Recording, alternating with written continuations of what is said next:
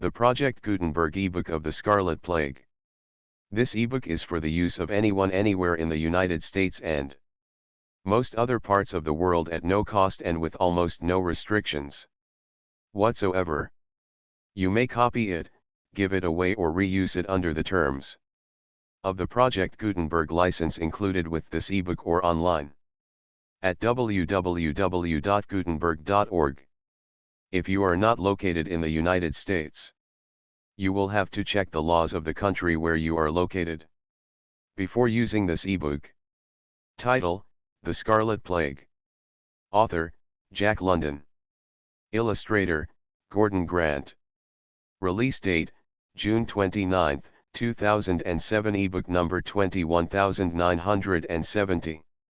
Most recently updated, March 28, 2023. Language: English. Credits: David Widger. Start of the Project Gutenberg ebook The Scarlet Plague. The Scarlet Plague. By Jack London. Illustrated by Gordon Grant. 1915. Contents: The Scarlet Plague. I. 2. 3. 4. V. 6. Illustrations. Slowly he pulled the bowstring taut 020. Rabbit is good, very good 026. This attracted the old man's nostrils 033. With a sling such as David carried 036. I was a professor of English literature 054. 60 years since I have seen a piece of soap. 059. Grandsir, you make me sick with your gabble. 071. But this new plague was quicker 078. The telephone bell rang 088. Fled from the city by millions 092. I heard sounds of rioting and of pistol shots. 098. Look at yourself in the mirror 100. Now in the time of calamity they turned on us. 108. He told me he had been cruelly beaten 112. We thrust her forth from the building 121. She fell like a plummet to the earth 132.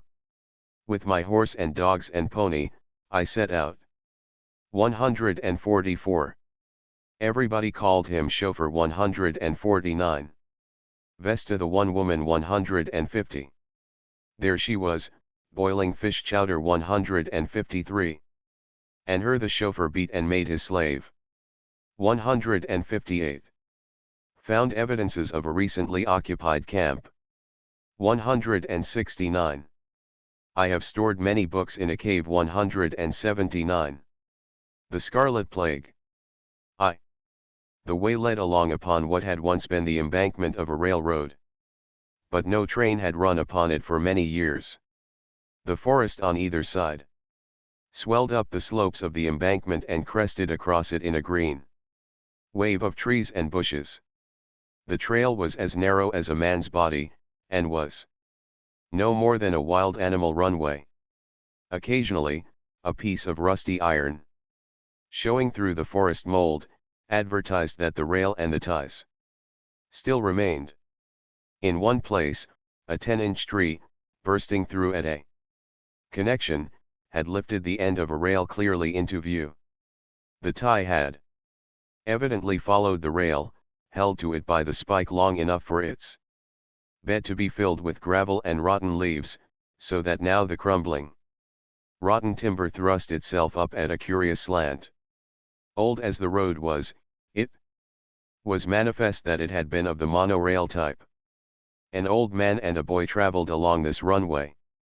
They moved slowly, for the old man was very old, a touch of palsy made his movements tremulous. And he leaned heavily upon his staff. A rude skull cap of goatskin protected his head from the sun. From beneath this fell a scant fringe of stained and dirty white hair. A visor, ingeniously made from a large leaf, shielded his eyes, and from under this he peered at the way of his feet on the trail. His beard, which should have been snow white but which showed the same weather wear and camp stain as his hair, fell nearly to his waist. in a great tangled mass. About his chest and shoulders hung a single, mangy garment of goatskin.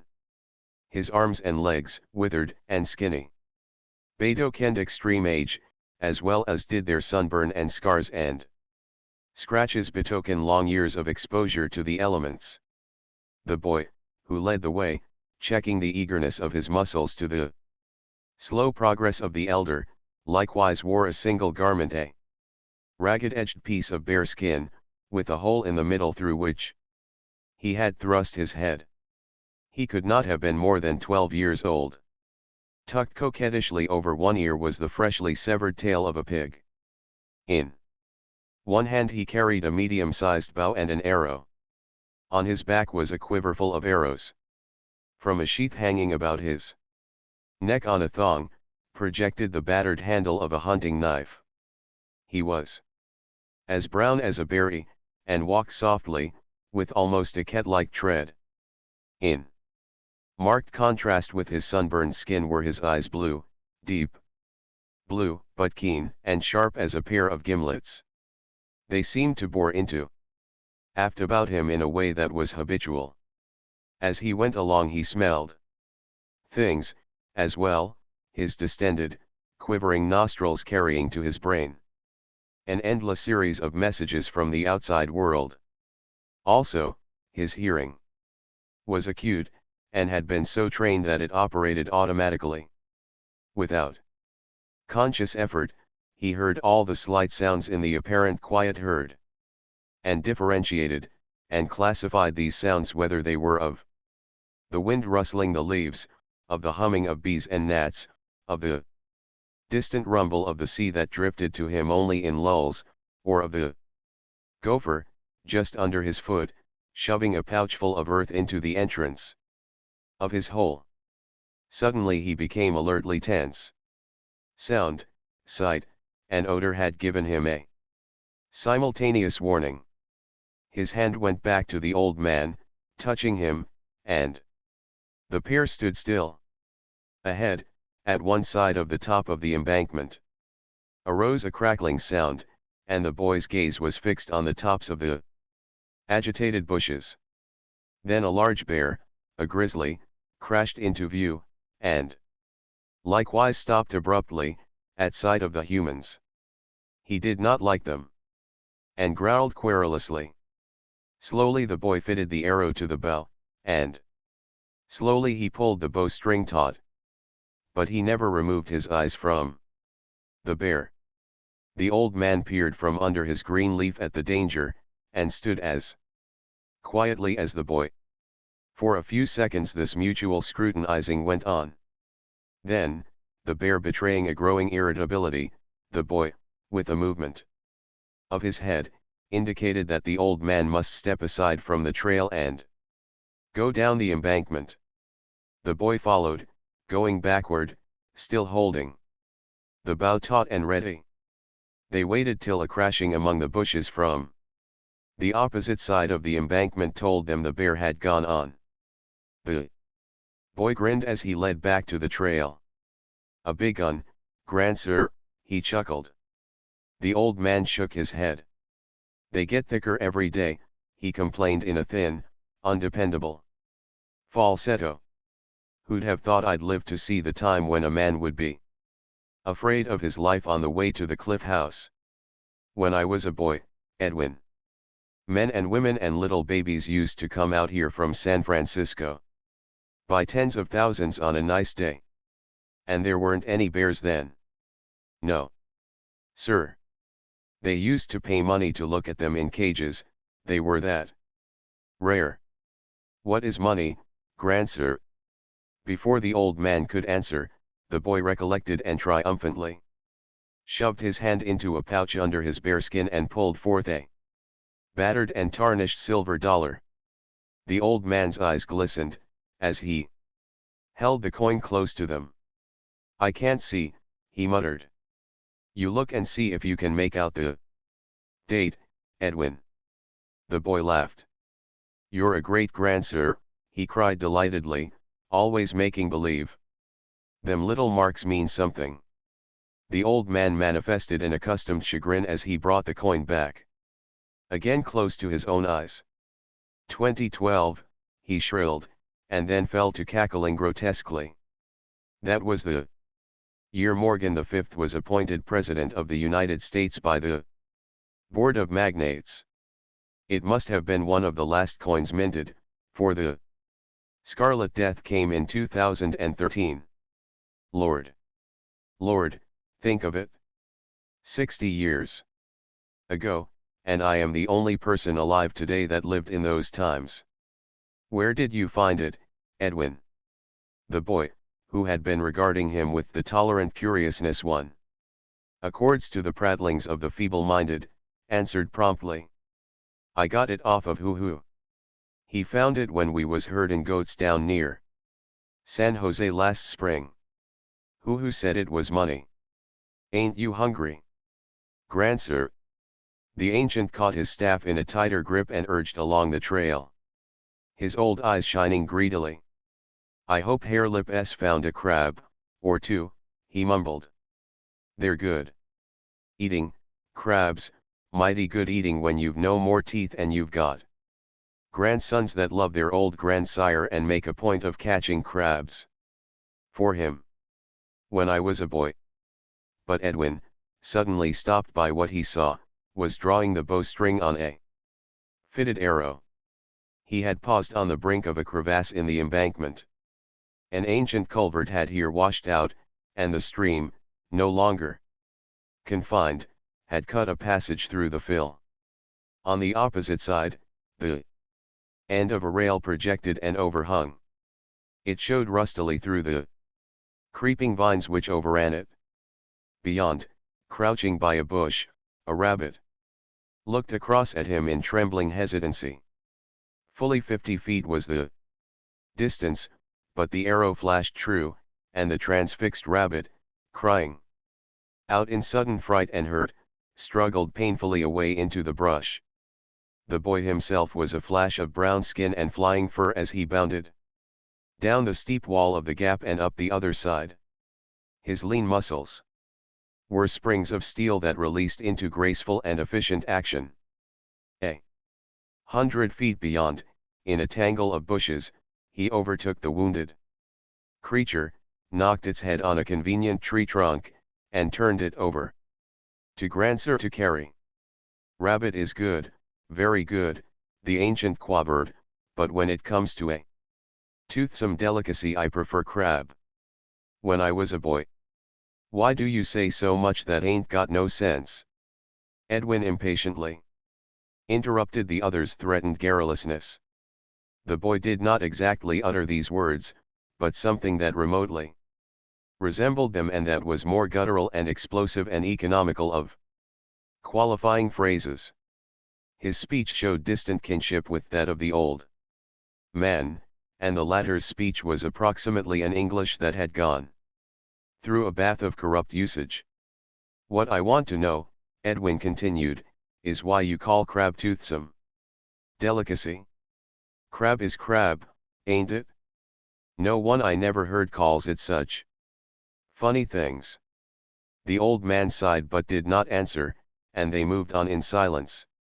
The surf grew suddenly louder, as they emerged from the forest upon a stretch of sand dunes bordering the sea.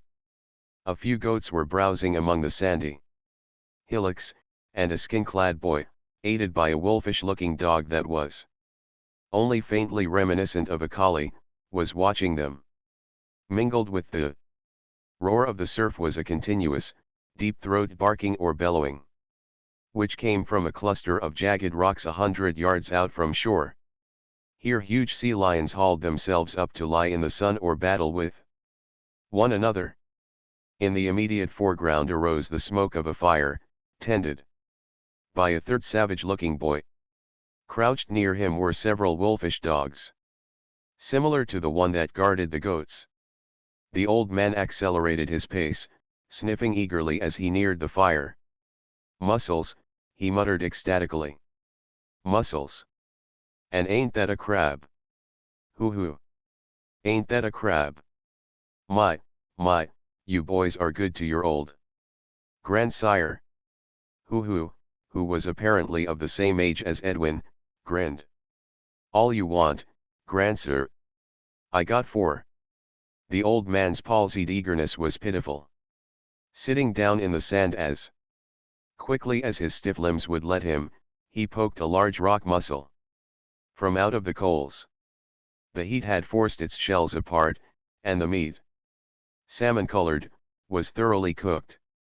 Between thumb and forefinger, in trembling haste, he caught the morsel and carried it to his mouth.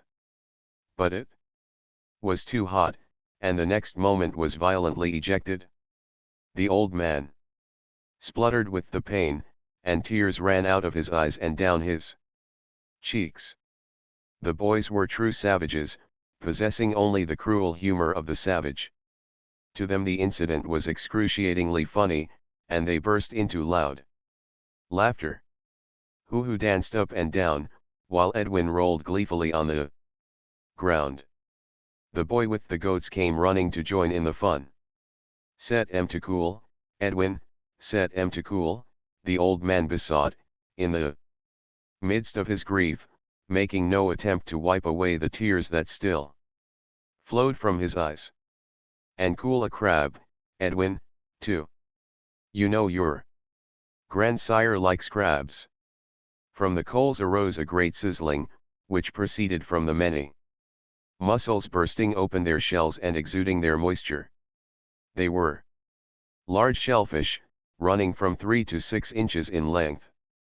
The boys raked them out with sticks and placed them on a large piece of driftwood to cool. When I was a boy, we did not laugh at our elders, we respected them. The boys took no notice, and grandsir continued to babble an incoherent flow of complaint and censure. But this time he was more careful, and did not burn his mouth. All began to eat, using nothing but their hands and making loud mouth noises and lip smackings. The third boy, who was called Harelip, slyly deposited a pinch of sand on a mussel the ancient was carrying to his mouth, and when the grit of it bit into the old fellow's mucous membrane and gums, the laughter was again uproarious. He was unaware that a joke had been played on him, and spluttered and spat until Edwin, relenting, gave him a gourd of fresh water with which to wash out his mouth. Where's them crabs, who? Edwin demanded. Grandsir set upon having a snack. Again grandsir's eyes burned with greediness as a large crab was handed to him. It was a shell with legs and all complete, but the meat had long since departed. With shaky fingers and babblings of anticipation, the old man broke off a leg and found it filled with emptiness. The crabs, who, he wailed. The crabs. I was fooling grandsir. They ain't no crabs. I never found one. The boys were overwhelmed with delight at sight of the tears of senile disappointment that dribbled down the old man's cheeks. Then, unnoticed, who replaced the empty shell with a fresh cooked crab.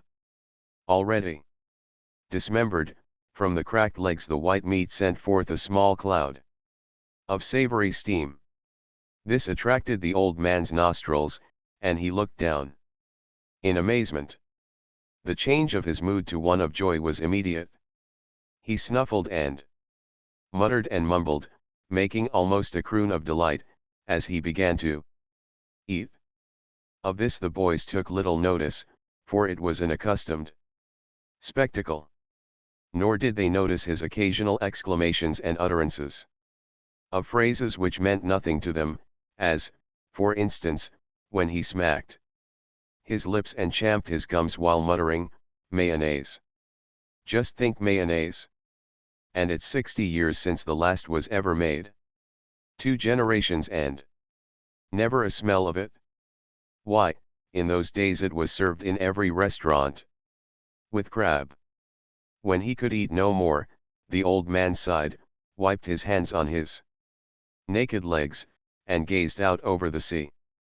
With the content of a full stomach, he waxed reminiscent. To think of it? I've seen this beach alive with men, women, and children. On a pleasant Sunday. And there weren't any bears to eat them up, either. And right up there on the cliff was a big restaurant where you could get anything you wanted to eat. 4 million people lived in San Francisco then. And now, in the whole city and county there aren't 40 all told. And out there on the sea were ships and ships always to be seen, going in for the Golden Gate or coming out. And airships in the air, dirigibles. And flying machines. They could travel 200 miles an hour. The mail contracts with the New York and San Francisco Limited demanded that for the minimum. There was a chap, a Frenchman, I forget his name, who succeeded in making 300, but the thing was risky, too risky for conservative persons. But he was on the right clue, and he would have managed it if it hadn't been for the Great Plague. When I was a boy, there were men alive who remembered the coming of the first aeroplanes, and now I have lived to see the last of them, and that 60 years ago. The old man babbled on, unheeded by the boys, who were long accustomed to his garrulousness, and whose vocabularies, besides, lacked the greater portion of the words he used. It was noticeable that in these rambling soliloquies his English seemed to recrudesce into better construction and phraseology. But when he talked directly with the boys it lapsed, largely, into their own uncouth and simpler forms. But there weren't many crabs in those days, the old man wandered on. They were fished out, and they were great delicacies. The open season was only a month long, too. And now crabs are accessible the whole year around. Think of it, catching all the crabs you want, anytime you want, in the surf of the Cliff House beach. A sudden commotion among the goats brought the boys to their feet. The dogs about the fire rushed to join their snarling fellow who guarded the goats, while the goats themselves stampeded in the direction of their human protectors. A half-dozen forms, lean and gray, glided about on the sand hillocks and faced the bristling dogs. Edwin arched an arrow that fell short. But Harelip, with a sling such as David carried into battle against Goliath, hurled a stone through the air that whistled from the speed of its flight. It fell squarely among the wolves and caused them to slink away toward the dark depths of the eucalyptus forest. The boys laughed and lay down again in the sand, while Grandsir sighed ponderously. He had eaten too much, and, with hands clasped on his paunch, the fingers interlaced, he resumed his maunderings. The fleeting systems lapse like foam, he mumbled what was evidently a quotation. That's it, foam, and fleeting. All man's toil upon the planet was just so much foam. He domesticated the serviceable animals, destroyed the hostile ones, and cleared the land of its wild vegetation. And then he passed, and the flood of primordial life rolled back again. Sweeping his handiwork away, the weeds and the forest inundated his fields, the beasts of prey swept over his flocks, and now there are wolves on the Cliff House beach. He was appalled by the thought. Wherefore, million people disport themselves, the wild wolves roam today, and the savage progeny of our loins, with prehistoric weapons, defend themselves against the fanged despoilers. Think of it! And all because of the Scarlet. Death. The adjective had caught Harelip's ear. He's always saying that, he said to Edwin. What is scarlet? The scarlet of the maples can shake me like the cry of bugles going by, the old man quoted. It's red, Edwin answered the question. And you don't know it because you come from the chauffeur tribe. They never did know nothing, none of them. Scarlet is red, I know that. Red is red, ain't it? Harelip grumbled. Then what's the good of getting cocky and calling it Scarlet. "Grandsir, what for do you always say so much what nobody knows?" he asked. "Scarlet ain't anything, but red is red." "Why don't you say red, then?" "Red is not the right word," was the reply. The plague was scarlet. The whole face and body turned scarlet in an hour's time. "Don't I know? Didn't I see enough of it? And I am telling you it was scarlet because, well, because it was scarlet. There is no other word for it. Red is good enough for me," Harelip muttered obstinately. "My dad calls red red, and he ought to know. He says everybody died of the Red Death." "Your dad is a common fellow, descended from a common fellow, grandsir," retorted heatedly. "Don't I know the beginnings of the chauffeurs? Your grandsire was a chauffeur, a servant, and without education. He worked for other persons. But your grandmother was of good stock, only the children did not take after her. Don't I remember when I first met them, catching fish at Lake Temescal?" "What is education?" Edwin asked. Calling red scarlet, Harelip sneered, then returned to the attack on.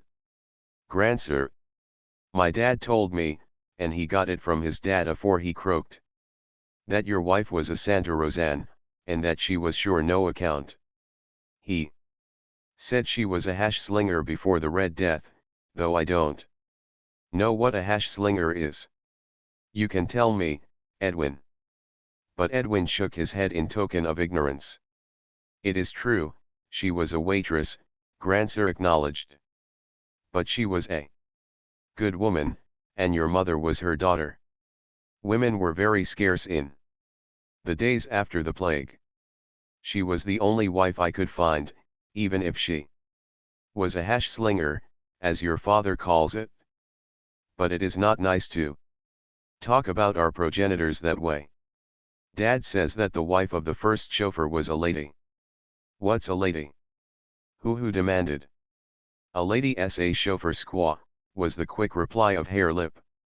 "The first chauffeur was Bill, a common fellow, as I said before," the old man expounded, "but his wife was a lady, a great lady. Before the Scarlet Death she was the wife of Van Werden. He was president of the board of industrial magnates, and was one of the dozen men who ruled America. He was worth $1,800,000,000 of dollars coins like you have there in your pouch, Edwin. And then came the Scarlet Death, and his wife became the wife of Bill, the first chauffeur. He used to beat her, too. I have seen it myself. Who, lying on his stomach and idly digging his toes in the sand, cried out and investigated, first, his toenail, and next, the small hole he had dug.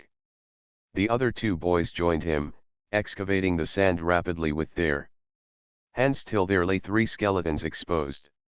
2 were of adults, the third being that of a part-grown child. The old man trudged along on the ground and peered at the find.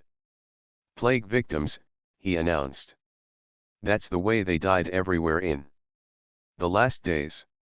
This must have been a family, running away from the contagion and perishing here on the Cliff House beach. They what are you doing, Edwin?" This question was asked in sudden dismay, as Edwin, using the back of his hunting knife, began to knock out the teeth from the jaws of one of the skulls. "Going to string 'em," was the response. The 3 boys were now hard at it, and quite a knocking and hammering arose, in which Grandsir babbled on unnoticed. "You are true savages. Already has begun the custom of wearing human teeth. In another generation you will be perforating your noses and ears, and wearing ornaments of bone and shell. I know. The human race is doomed to sink back farther and farther into the primitive night air again. It begins its bloody climb upward to civilization. when we increase and feel the lack of room, we will proceed to kill one another. And then I suppose you will wear human scalp locks at your waist, as well as you, Edwin, who are the gentlest of my grandsons, have already begun with that vile pigtail. Throw it away, Edwin, boy, throw it away. What a gabble the old geezer makes, Harelip remarked, when, the teeth all extracted, they began an attempt at equal division. They were very quick and abrupt in their actions, and their speech, in moments of hot discussion over the allotment of the choicer teeth, was truly a gabble. They spoke in monosyllables and short jerky sentences that was more a gibberish than a language. And yet, through it ran hints of grammatical construction, and appeared vestiges of the conjugation of some superior culture. Even the speech of Grandsir was so corrupt that were it put down literally it would be almost so much nonsense to the reader. This, however, was when he talked with the boys. When he got into the full swing of babbling to himself, it slowly purged itself into pure English. The sentences grew longer and were enunciated with a rhythm and ease that was reminiscent of the lecture platform. Tell us about the Red Death, Grandsir, Harelip demanded, when the teeth affair had been satisfactorily concluded. The Scarlet Death, Edwin corrected. And don't work all that funny lingo on us, Harelip went on. Talk sensible, Grandsir, like a Santa Rosan ought to talk. Other Santa Rosans don't talk like you. 2. The old man showed pleasure in being thus called upon. He cleared his throat and began. 20 or 30 years ago my story was in great demand. But in these days nobody seems interested. There you go. Harelip cried hotly. Cut out the funny stuff and talk sensible. What's interested? You talk like a baby that don't know how. Let him alone, Edwin urged, or he'll get mad and won't talk at all. Skip the funny places. We'll catch on to some of what he tells us. Let her go, Grandsir, who encouraged, for the old man was already maundering about the disrespect for elders and the reversion to cruelty of all humans that fell from high culture to primitive conditions. The tale began. There were very many people in the world in those days. San Francisco alone held 4 millions. What is millions? Edwin interrupted. Grandsir looked at him kindly. I know you cannot count beyond 10, so I will tell you. Hold up your 2 hands. On both of them you have altogether 10 fingers and thumbs. Very well. I now take this grain of sand, you hold it, hoo. He dropped the grain of sand into the lad's palm and went on. Now that grain of sand stands for the 10 fingers of Edwin. I add another grain. That's 10 more fingers. And I add another, and another, and another, until I have added as many grains as Edwin has fingers and thumbs. That makes what I call 100. Remember that word 100. Now I put this pebble in Harelip's hand. It stands for 10 grains of sand, or 10 tens of fingers, or 100 fingers. I put in 10 pebbles. They stand for 1,000 fingers. I take a mussel shell, and it stands for 10 pebbles, or 100 grains of sand, or 1,000 fingers, and so on. Laboriously, and with much reiteration, he strove to build up in their minds a crude conception of numbers. As the quantities increased, he had the boys holding different magnitudes in each of their hands. For still higher sums, he laid the symbols on the log of driftwood, and for symbols he was hard put, being compelled to use the teeth from the skulls for millions, and the crab shells for billions. It was here that he stopped. For the boys were showing signs of becoming tired. There were 4 million people in San Francisco for teeth. The boy's eyes ranged along from the teeth and from hand to hand, down. Through the pebbles and sand grains to Edwin's fingers. And back again. They ranged along the ascending series in the effort to grasp such inconceivable numbers. That was a lot of folks, Grandsir, Edwin at last hazarded.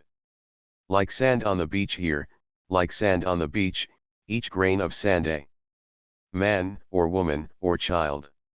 Yes, my boy, all those people lived right here in San Francisco. And at one time or another all those people came out on this very beach, more people than there are grains of sand. More. And San Francisco was a noble city. And across the bay where we camped last year, even more people lived, clear from Point Richmond, on the level ground and on the hills, all the way around to San Leandro, one great city of 7 million people. 7 teeth, there, that's it. 7 millions. Again the boy's eyes ranged up and down from Edwin's fingers to the teeth on the log. The world was full of people. The census of 2010 gave 8 billions for the whole world. 8 crab shells, yes, 8 billions. It was not like today. Mankind knew a great deal more about getting food.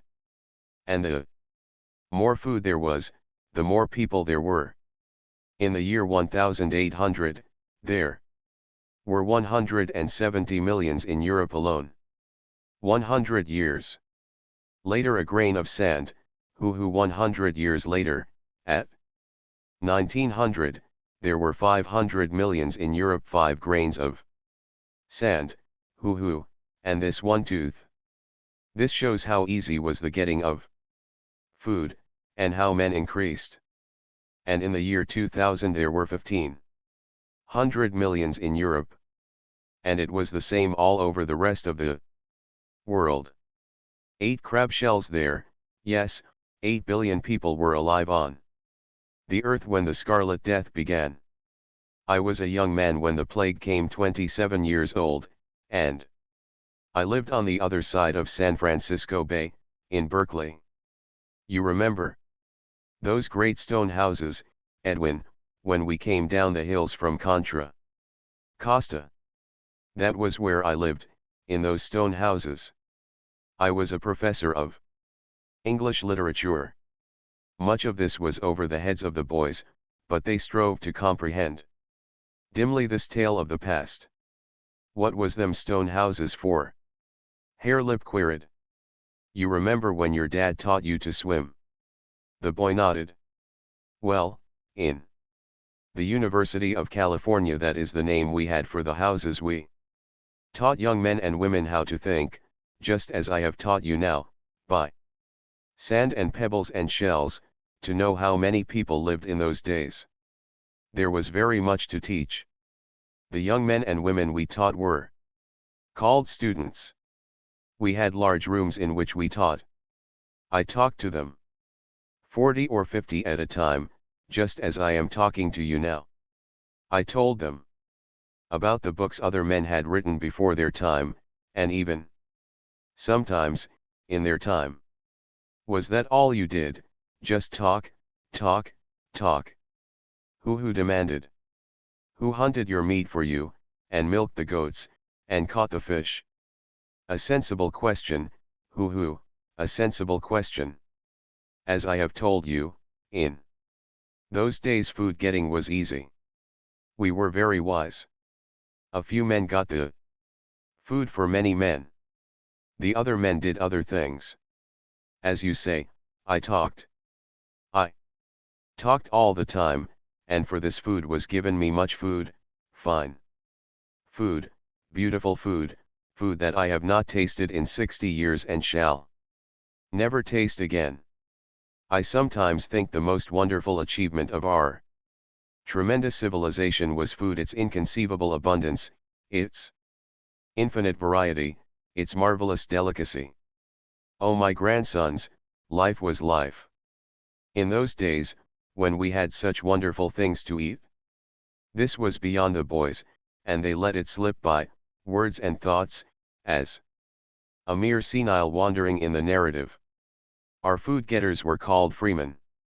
This was a joke.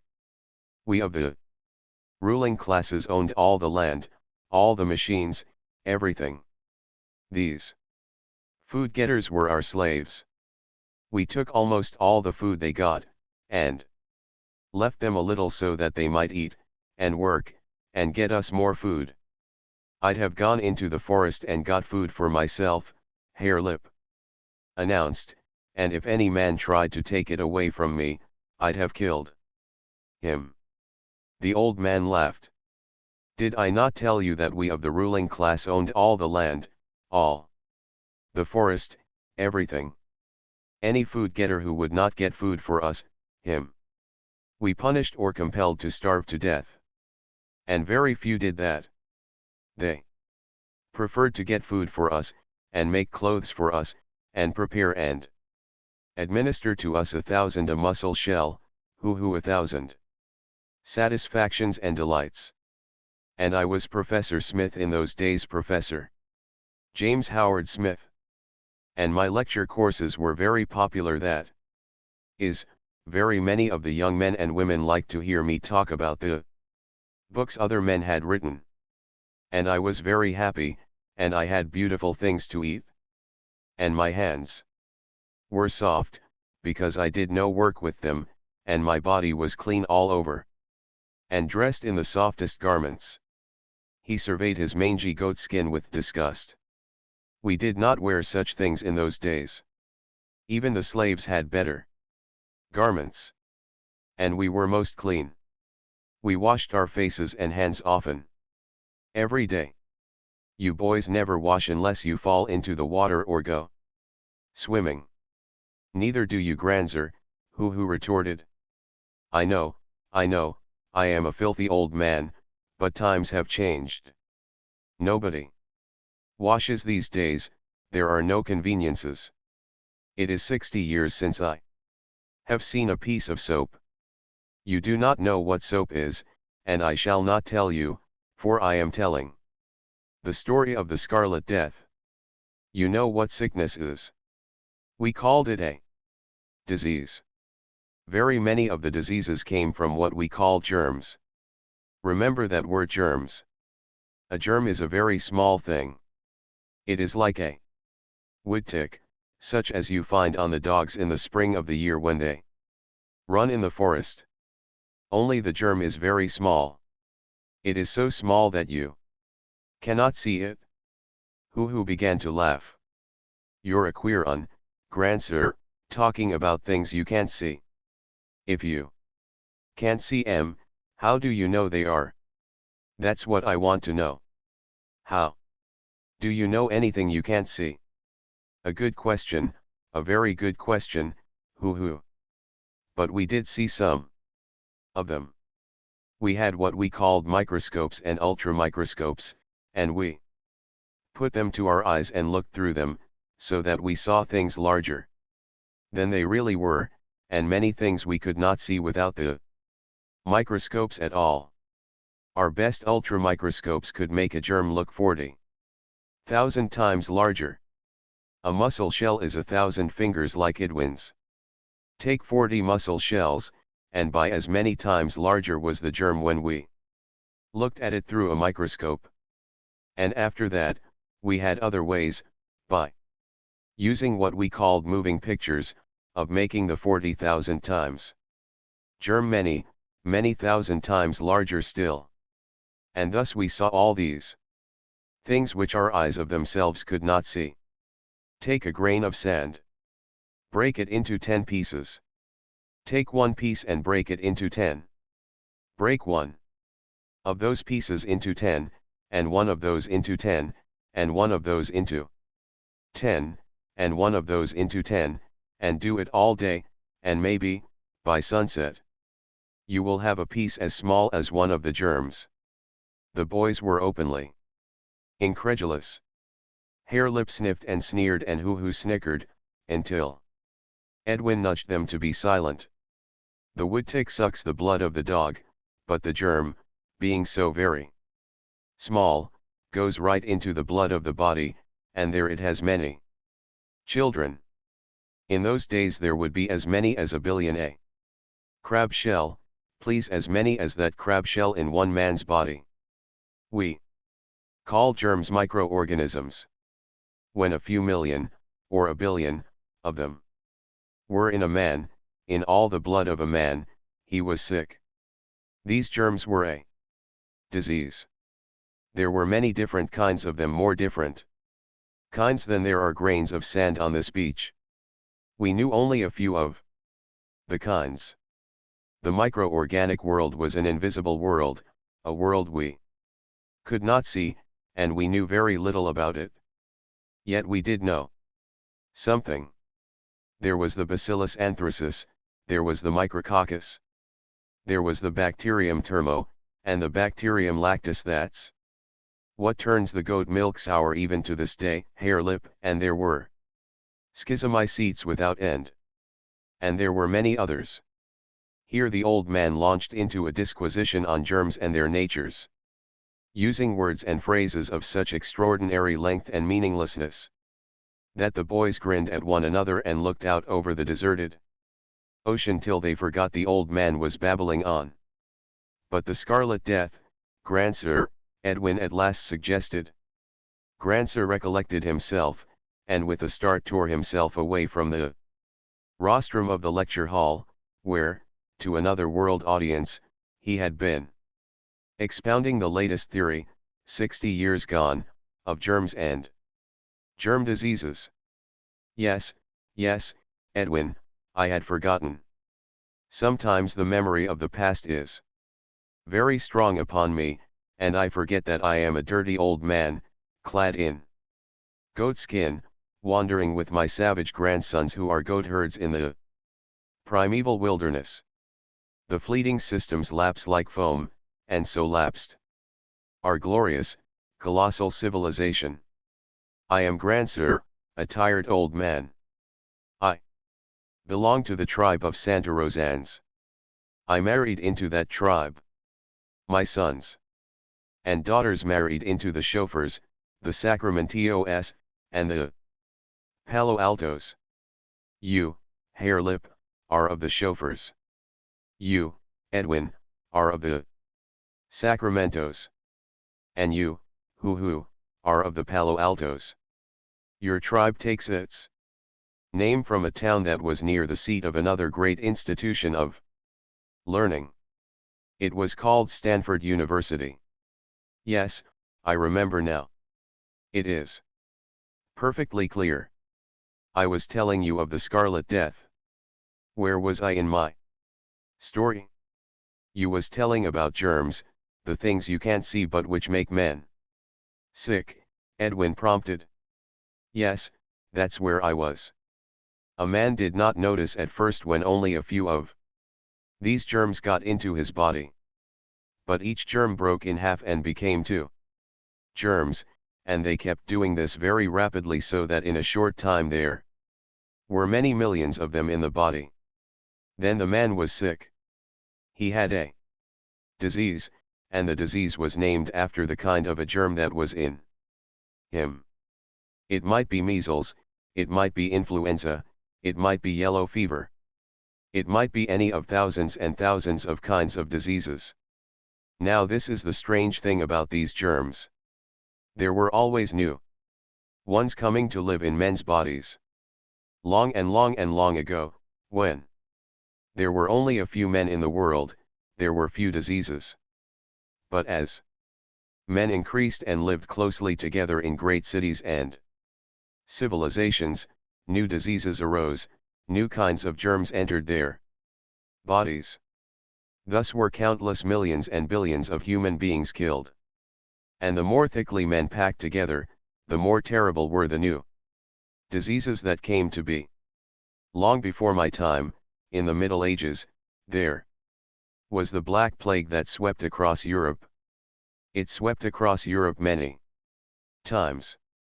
There was tuberculosis, that entered into men wherever they were thickly packed. 100 years before my time there was the bubonic plague. and in Africa was the sleeping sickness. The bacteriologists fought all these sicknesses and destroyed them, just as you boys fight the wolves away from your goats, or squash the mosquitoes that light on you. The bacteriologists. But, Grandsir, what is a what you call it? Edwin interrupted. You, Edwin, are a goat herd. Your task is to watch the goats. You know a great deal about goats. A bacteriologist watches germs. That's his task. And he knows a great deal about them. So, as I was saying, the bacteriologists fought with the germs and destroyed them sometimes. There was leprosy, a horrible disease. 100 years before I was born, the bacteriologists discovered the germ of leprosy. They knew all about it. They made pictures of it. I have seen those pictures. But they never found a way to kill it. But in 1984, there was the Pantoblast plague, a disease that broke out in a country called Brazil and that killed millions of people. But the bacteriologists found it out, and found the way to kill it, so that the Pantoblast plague went no farther. They made what they called a serum, which they put into a man's body and which killed the Pantoblast germs without killing the man. And in 1910, there was pellagra. And also the hookworm. These were easily killed by the bacteriologists. But in 1947 there arose a new disease that had never been seen before. It got into the bodies of babies of only 10 months old or less, and it made them unable to move their hands and feet, or to eat, or anything, and the bacteriologists were 11 years in discovering how to kill that particular germ and save the babies. In spite of all these diseases, and of all the new ones that continued to arise, there were more and more men in the world. This was because it was easy to get food. The easier it was to get food, the more men there were. The more men there were, the more thickly were they packed together on the earth, and the more thickly they were packed, the more new kinds of germs became diseases. There were warnings. Sodervetske, as early as 1929, told the bacteriologists that they had no guarantee against some new disease, 1,000 times more deadly than any they knew, arising and killing by the hundreds of millions and even by the billion. You see, the microorganic world remained a mystery to the end. They knew there was such a world, and that from time to time armies of new germs emerged from it to kill men. And that was all they knew about it. For all they knew, in that invisible microorganic world there might be as many different kinds of germs as there are grains of sand on this beach. And also, in that same invisible world it might well be that new kinds of germs came to be. It might be there that life originated. The abysmal fecundity, Sodervetske called it, applying the words of other men who had written before him. It was at this point that Herr Lipp rose to his feet, an expression of huge contempt on his face. Grandsir, he announced, you make me sick with your gabble. Why don't you tell about the Red Death? If you ain't going to, say so, and we'll start back for camp. The old man looked at him and silently began to cry. The weak tears of age rolled down his cheeks, and all the feebleness of his 87 years showed in his grief-stricken countenance. Sit down, Edwin counseled soothingly. Grandsir's all right. He's just get into the Scarlet Death, ain't you, Grandsir? He's just goin' to tell us about it right now. Sit down, Herr Lipp. Go ahead, Grandsir. 3. The old man wiped the tears away on his grimy knuckles and took up the tale in a tremulous, piping voice that soon strengthened as he got the swing of the narrative. It was in the summer of 2013 that the plague came. I was 27. Years old, and well do I remember it. Wireless dispatches. Harelip spat loudly his disgust, and Grancer hastened to make amends. We talked through the air in those days, thousands and thousands of miles. And the word came of a strange disease that had broken out in New York. There were 17 millions of people living then in that noblest city of America. Nobody thought anything about the news. It was only a small thing. There had been only a few deaths. It seemed, though, that they had died very quickly, and that one of the first signs of the disease was the turning red of the face and all the body. Within 24 hours came the report of the first case in Chicago. And on the same day, it was made public that London, the greatest city in the world, next to Chicago, had been secretly fighting the plague for 2 weeks and censoring the news dispatches, that is, not permitting the word to go forth to the rest of the world that London had the plague. It looked serious, but we in California, like everywhere else, were not alarmed. We were sure that the bacteriologists would find a way to overcome this new germ, just as they had overcome other germs in the past. But the trouble was the astonishing quickness with which this germ destroyed human beings, and the fact that it inevitably killed any human body it entered. No one ever recovered. There was the old Asiatic cholera, when you might eat dinner with a well man in the evening, and the next morning, if you got up early enough, you would see him being hauled by your window in the death cart. But this new plague was quicker than that, much quicker. From the moment of the first signs of it, a man would be dead in an hour. Some lasted for several hours.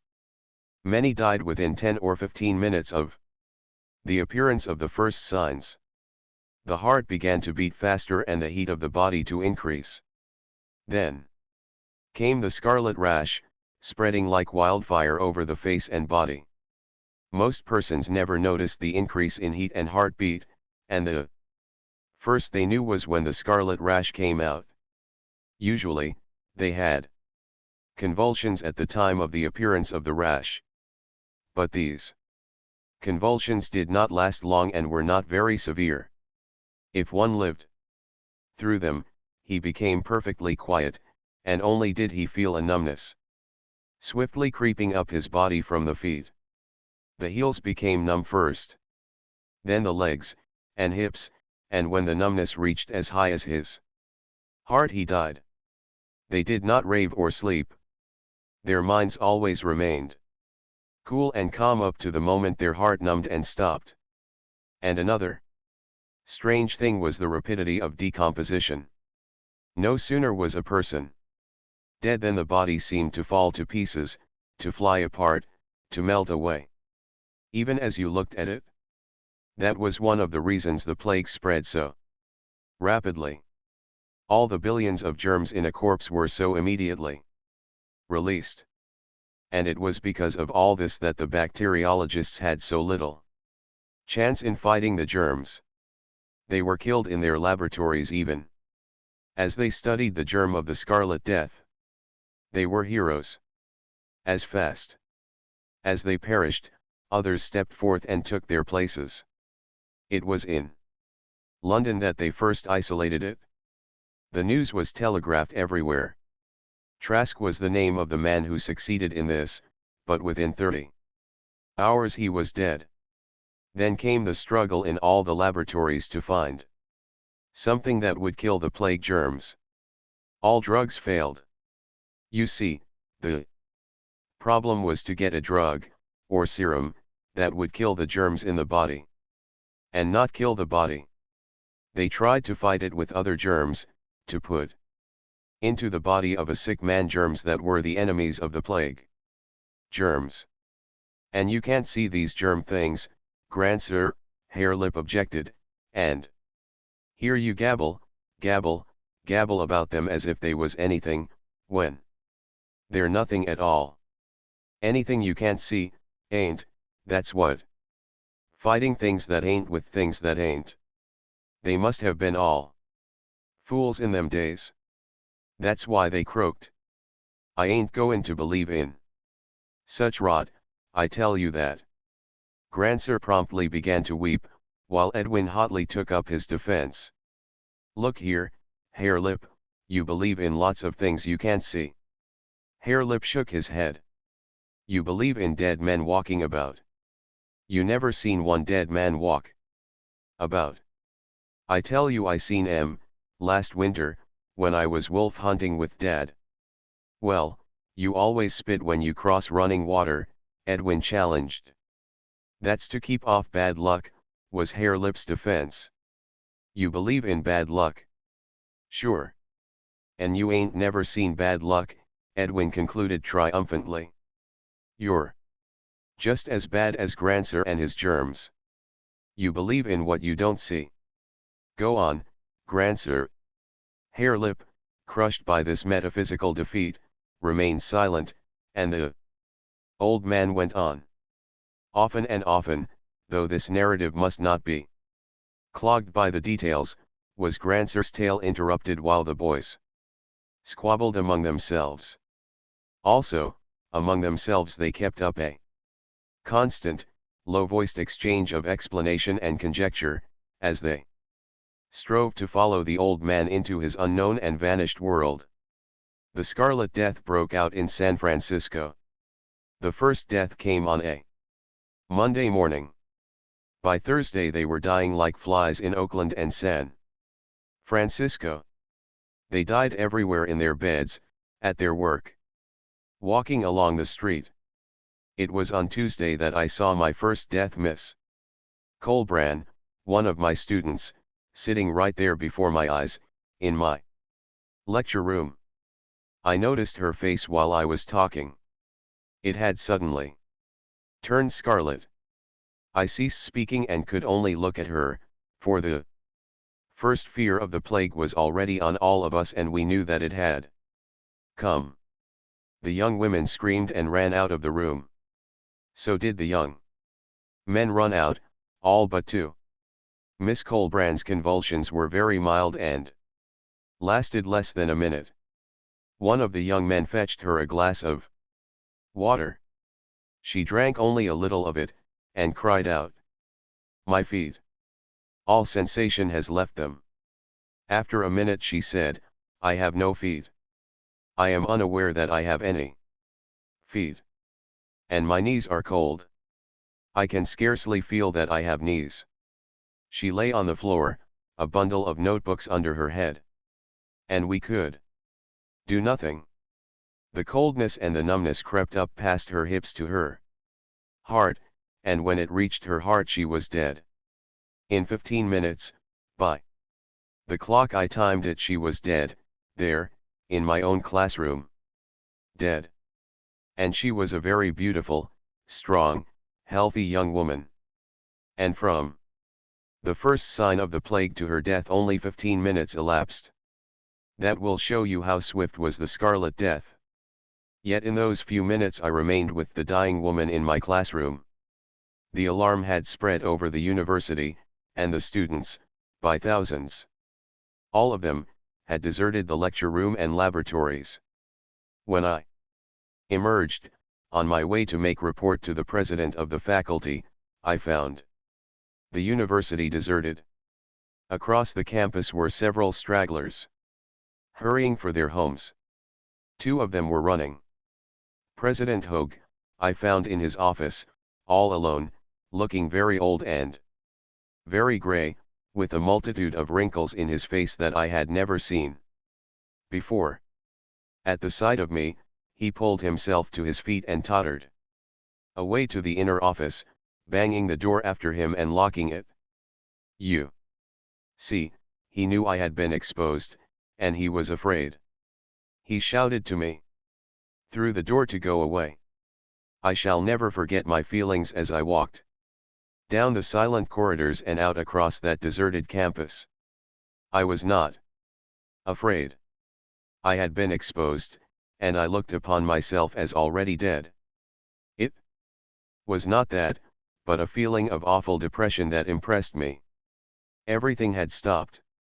It was like the end of the world to me, my world. I had been born within sight and sound of the university. It had been my predestined career.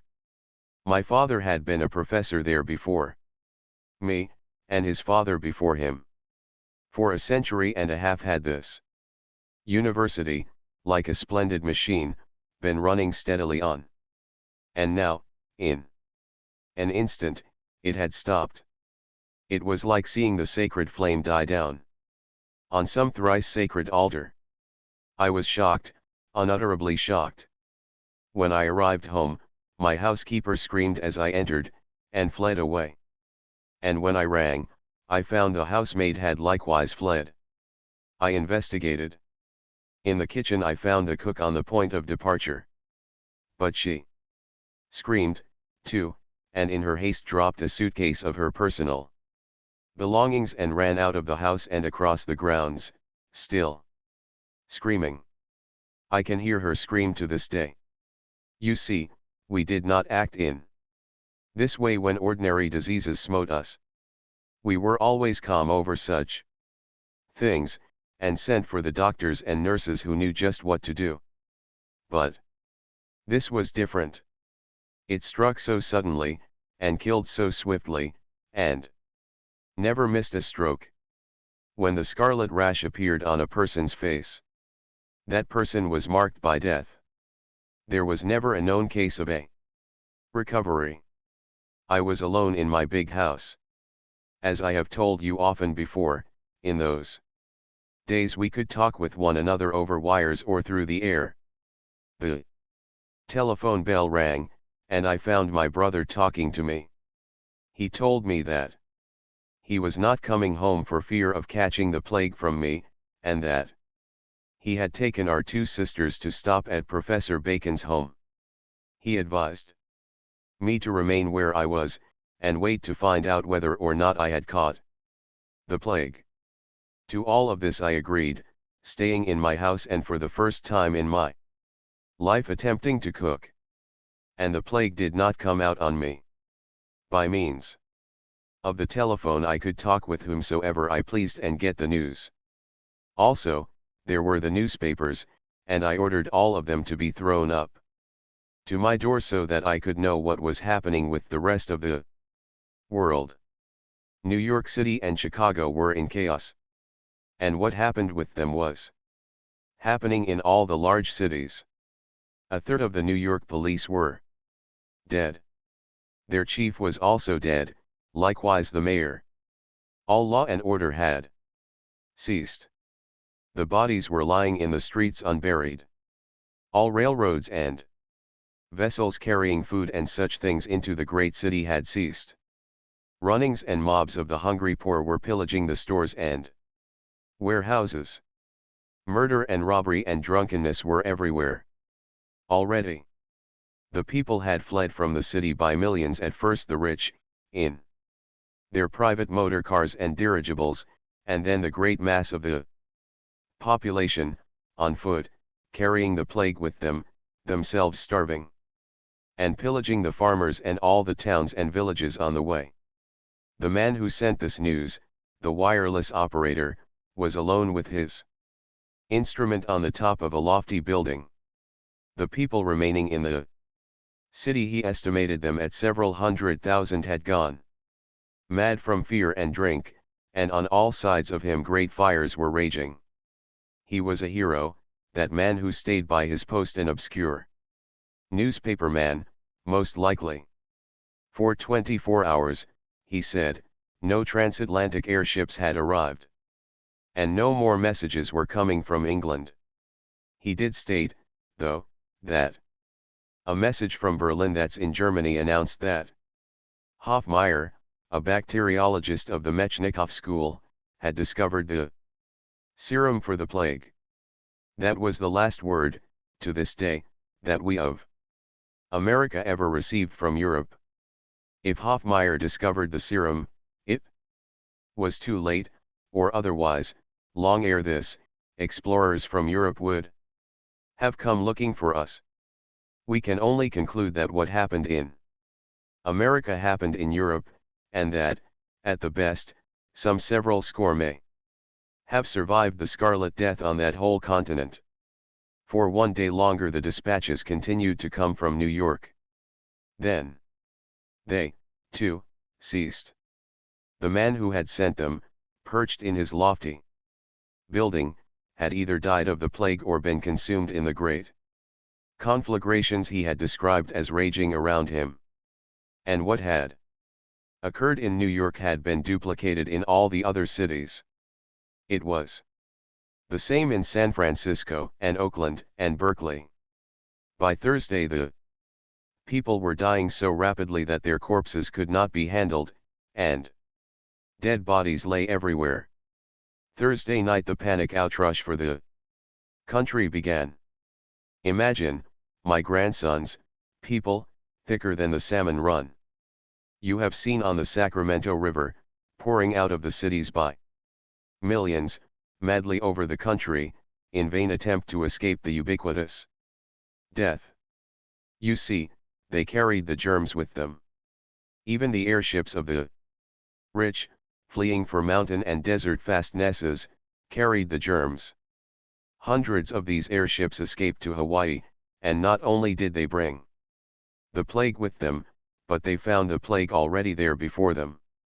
This we learned, by the dispatches, until all order in San Francisco vanished, and there were no operators left at their posts to receive or send. It was amazing, astounding, this loss of communication with the world. It was exactly as if the world had ceased, been blotted out. For 60 years that world has no longer existed for me. I know there must be such places as New York, Europe, Asia, and Africa, but not one word has been heard of them, not in 60 years. With the coming of the Scarlet Death the world fell apart, absolutely, irretrievably. 10,000 years of culture and civilization passed in the twinkling of an eye, lapsed like foam. I was telling about the airships of the rich. They carried the plague with them, and no matter where they fled, they died.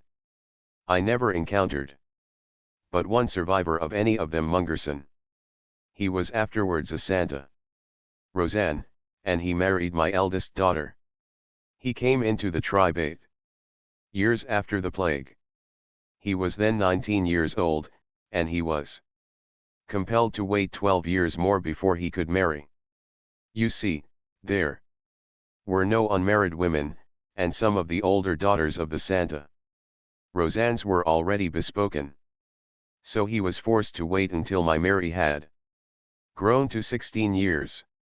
It was his son, Gimpleg, who was killed last year by the mountain lion. Mungerson was 11 years old at the time of the plague. His father was one of the industrial magnates, a very wealthy, powerful man.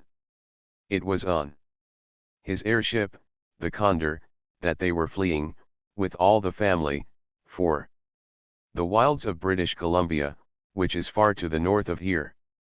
But there was some accident, and they were wrecked near Mount Shasta. You have heard of that mountain? It is far to the north. The plague broke out amongst them, and this boy of 11 was the only survivor. For 8 years he was alone, wandering over a deserted land and looking vainly for his own kind. And at last, traveling south, he picked up with us, the Santa Roseannes. But I am ahead of my story. When the great exodus from the cities around San Francisco Bay began, and while the telephones were still working, I talked with my brother. I told him this flight from the cities was insanity, that there were no symptoms of the plague in me, and that the thing for us to do was to isolate ourselves and our relatives in some safe place. We decided on the chemistry building, at the university, and we planned to lay in a supply of provisions, and by force of arms to prevent any other persons from forcing their presence upon us after we had retired to our refuge. All this being arranged, my brother begged me to stay in my own house for at least 24 hours more, on the chance of the plague developing in me. To this I agreed, and he promised to come for me next day. We talked on over the details of the provisioning and the defending of the chemistry building until the telephone died. It died in the midst of our conversation. That evening there were no electric lights, and I was alone in my house in the darkness. No more newspapers were being printed, so I had no knowledge of what was taking place outside. I heard sounds of rioting and of pistol shots, and from my windows I could see the glare of the sky of some conflagration in the direction of Oakland. It was a night of terror. I did not sleep a wink. A man, why and how I do not know, was killed on the sidewalk in front of the house.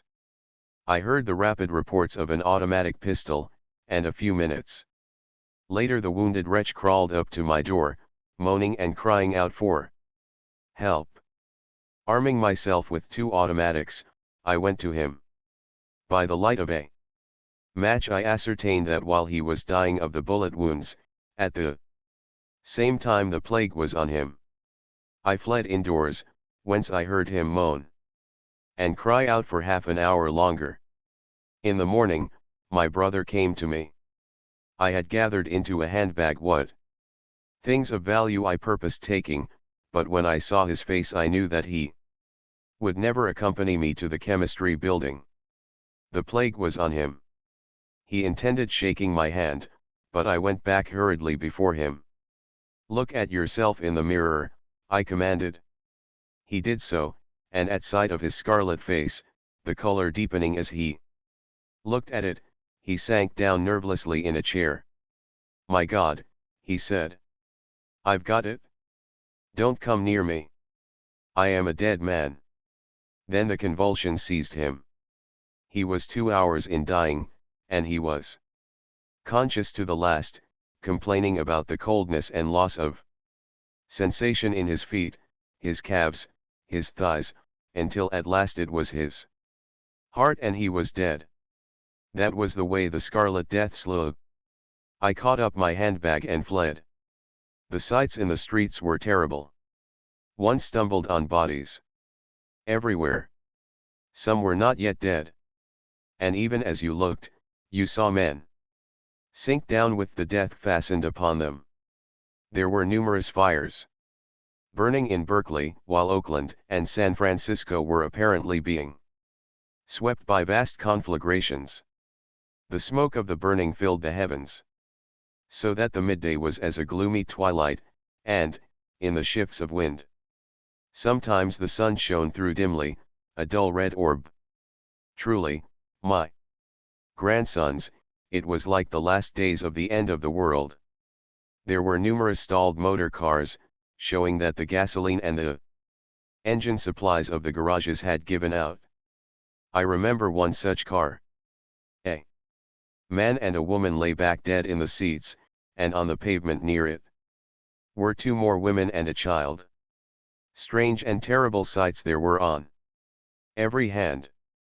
People slipped by silently, furtively, like ghosts white-faced.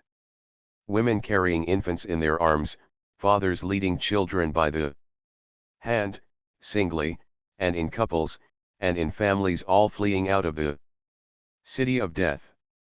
Some carried supplies of food, others blankets and valuables, and there were many who carried nothing. There was a grocery store, a place where food was sold. The man to whom it belonged, I knew him well, a quiet, sober, but stupid, an obstinate fellow, was defending it.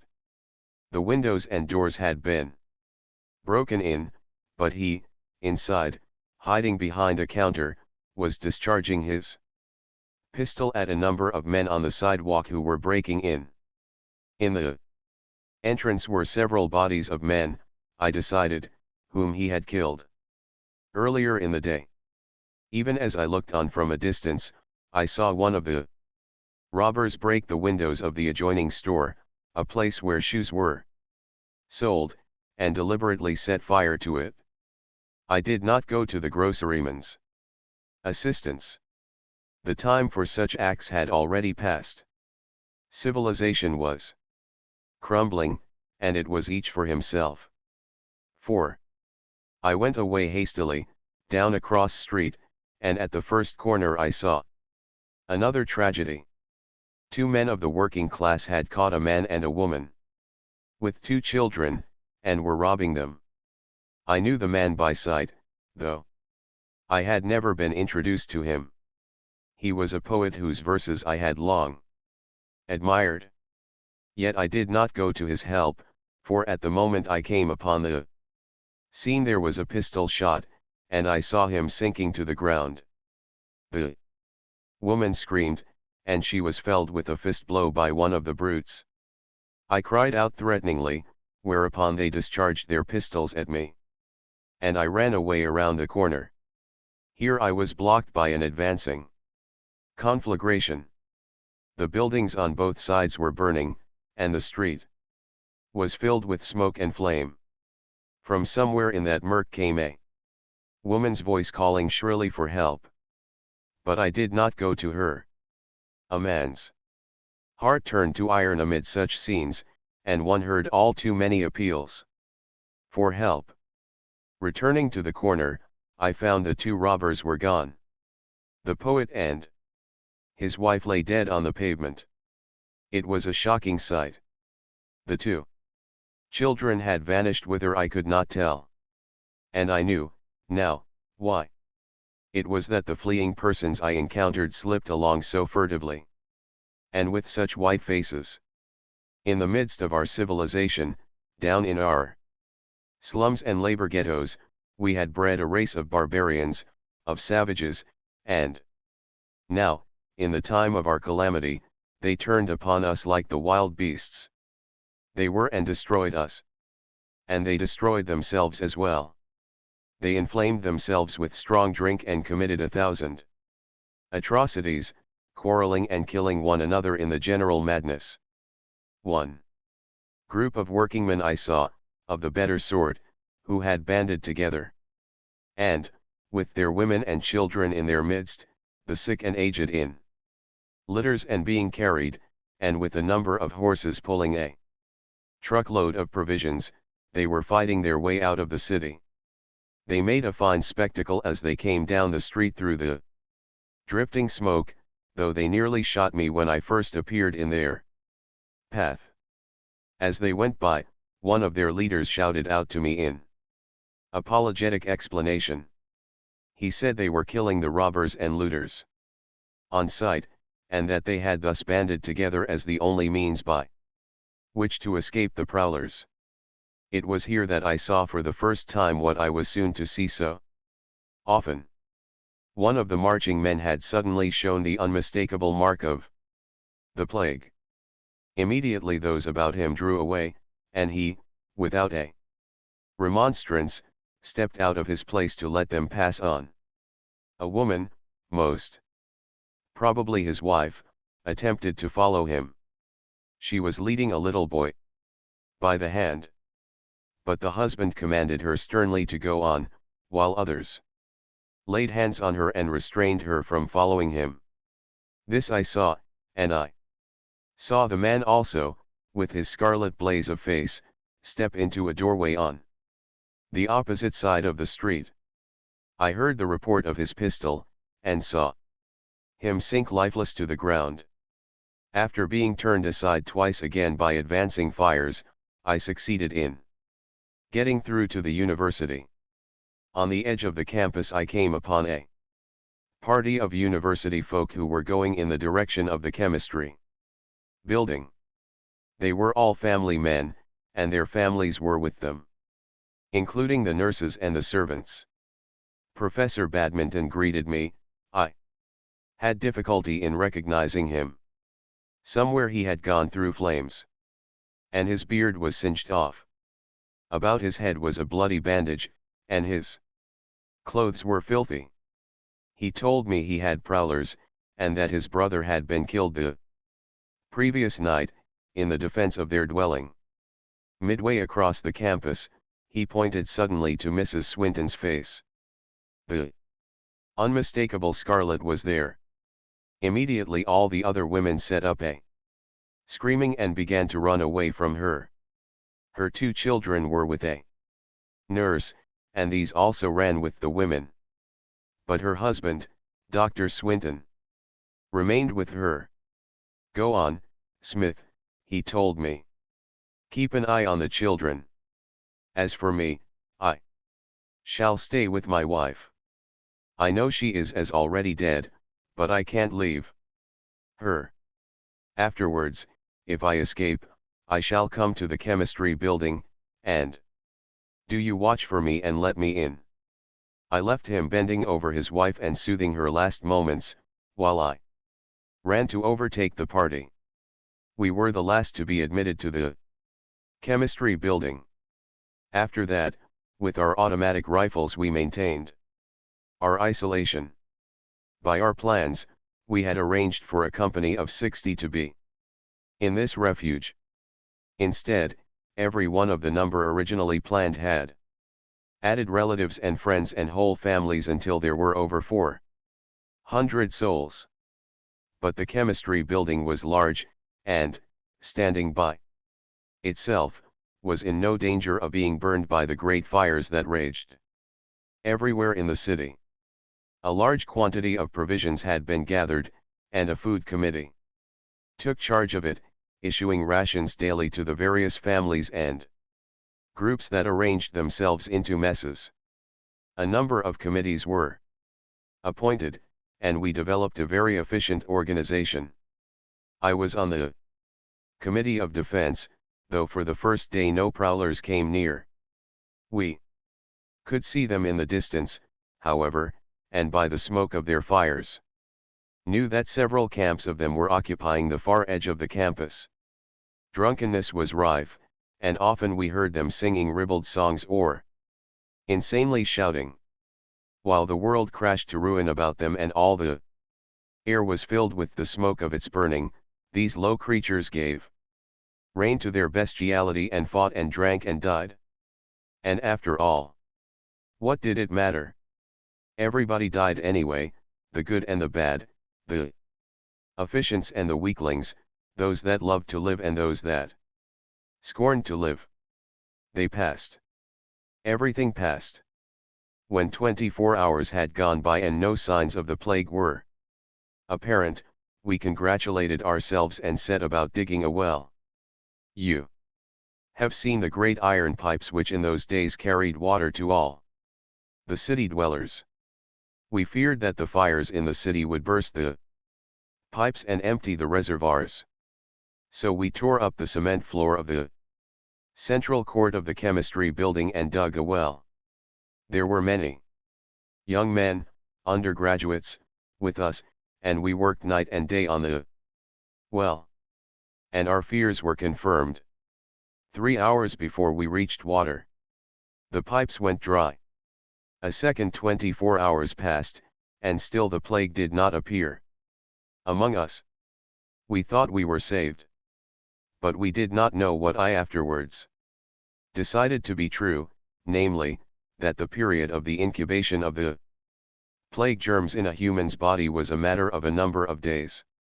It slowed so swiftly when once it manifested itself, that we were led to believe that the period of incubation was equally swift.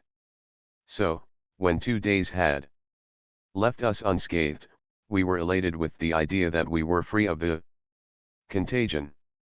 But the 3rd day disillusioned us. I can never forget the night preceding it. I had charge of the night guards from 8 to 12, and from the roof of the building I watched the passing of all man's glorious works. So terrible were the local conflagrations that all the sky was lighted up. One could read the finest print in the red glare. All the world seemed wrapped in flames. San Francisco spouted smoke and fire from a score of vast conflagrations that were like so many active volcanoes. Oakland, San Leandro, Haywoods all were burning, and to the northward, clear to Point Richmond, other fires were at work. It was an awe-inspiring spectacle. Civilization, my grandsons, civilization was passing in a sheet of flame and a breath of death. At 10 o'clock that night, the great powder magazines at Point Pinole exploded in rapid succession. So terrific were the concussions that the strong building rocked as in an earthquake, while every pane of glass was broken. It was then that I left the roof and went down the long corridors, from room to room, quieting the alarmed women and telling them what had happened. An hour later, at a window on the ground floor, I heard pandemonium break out in the camps of the prowlers. There were cries and screams, and shots from many pistols. As we afterward conjectured, this fight had been precipitated by an attempt on the part of those that were well to drive out those that were sick. At any rate, a number of the plague-stricken prowlers escaped across the campus and drifted against our doors. We warned them back, but they cursed us and discharged a fusillade from their pistols. Professor Merriweather, at one of the windows, was instantly killed, the bullet striking him squarely between the eyes. We opened fire in turn, and all the prowlers fled away with the exception of 3. One was a woman. The plague was on them and they were reckless. Like foul fiends, there in the red glare from the skies, with faces blazing, they continued to curse us and fire at us. One of the men I shot with my own hand. After that the other man and the woman, still cursing us, lay down under our windows, where we were compelled to watch them die of the plague. The situation was critical. The explosions of the powder magazines had broken all the windows of the chemistry building, so that we were exposed to the germs from the corpses. The sanitary committee was called upon to act, and it responded nobly. 2 men were required to go out and remove the corpses, and this meant the probable sacrifice of their own lives. For, having performed the task, they were not to be permitted to re-enter the building. One of the professors, who was a bachelor, and one of the undergraduates volunteered. They bade goodbye to us and went forth. They were heroes. They gave up their lives that 400 others might live. After they had performed their work, they stood for a moment, at a distance, looking at us wistfully. Then they waved their hands in farewell and went away slowly across the campus toward the burning city. And yet it was all useless. The next morning the first one of us was smitten with the plague, a little nurse girl in the family of Professor Stout. It was no time for weak-kneed, sentimental policies. On the chance that she might be the only one, we thrust her forth from the building and commanded her to be gone. She went away slowly across the campus, wringing her hands and crying pitifully. We felt like brutes, but what were we to do? There were 400 of us, and individuals had to be sacrificed. In one of the laboratories 3 families had domiciled themselves, and that afternoon we found among them no less than 4 corpses and 7 cases of the plague in all its different stages. Then it was that the horror began. Leaving the dead lie, we forced the living ones to segregate themselves in another room. The plague began to break out among the rest of us, and as fast as the symptoms appeared, we sent the stricken ones to these segregated rooms. We compelled them to walk there by themselves, so as to avoid laying hands on them. It was here trending. But still the plague raged among us, and room after room was filled with the dead and dying. And so we who were yet clean retreated to the next floor and to the next, before the sea of the dead, that, room by room and floor by floor, inundated the building. The place became a charnel house, and in the middle of the night the survivors fled forth, taking nothing with them except arms and ammunition, and a heavy store of tinned foods. We camped on the opposite side of the campus from the prowlers, and, while some stood guard, others of us volunteered to scout into the city in quest of horses, motor cars, carts, and wagons, or anything that would carry our provisions and enable us to emulate the banded workingmen I had seen fighting their way out to the open country. I was one of these scouts, and Dr. Hoyle, remembering that his motor car had been left behind in his home garage, told me to look for it. We scouted in pairs, and Dombey, a young undergraduate, accompanied me. We had to cross half a mile of the residence portion of the city to get to Dr. Hoyle's home. Here the buildings stood apart, in the midst of trees and grassy lawns, and here the fires had played freaks, burning whole blocks, skipping blocks, and often skipping a single house in a block. And here, too, the prowlers were still at their work. We carried our automatic pistols openly in our hands, and looked desperate enough, forsooth, to keep them from attacking us. But at Dr. Hoyle's house the thing happened. Untouched by fire, even as we came to it the smoke of flames burst forth. The miscreant who had set fire to it staggered down the steps and out along the driveway. Sticking out of his coat pockets were bottles of whiskey, and he was very drunk. My first impulse was to shoot him, and I have never ceased regretting that I did not. Staggering and maundering to himself, with bloodshot eyes, and a raw and bleeding slash down one side of his bewhiskered face, he was altogether the most nauseating specimen of degradation and filth I had ever encountered. I did not shoot him, and he leaned against a tree on the lawn to let us go by. It was the most absolute, wanton act.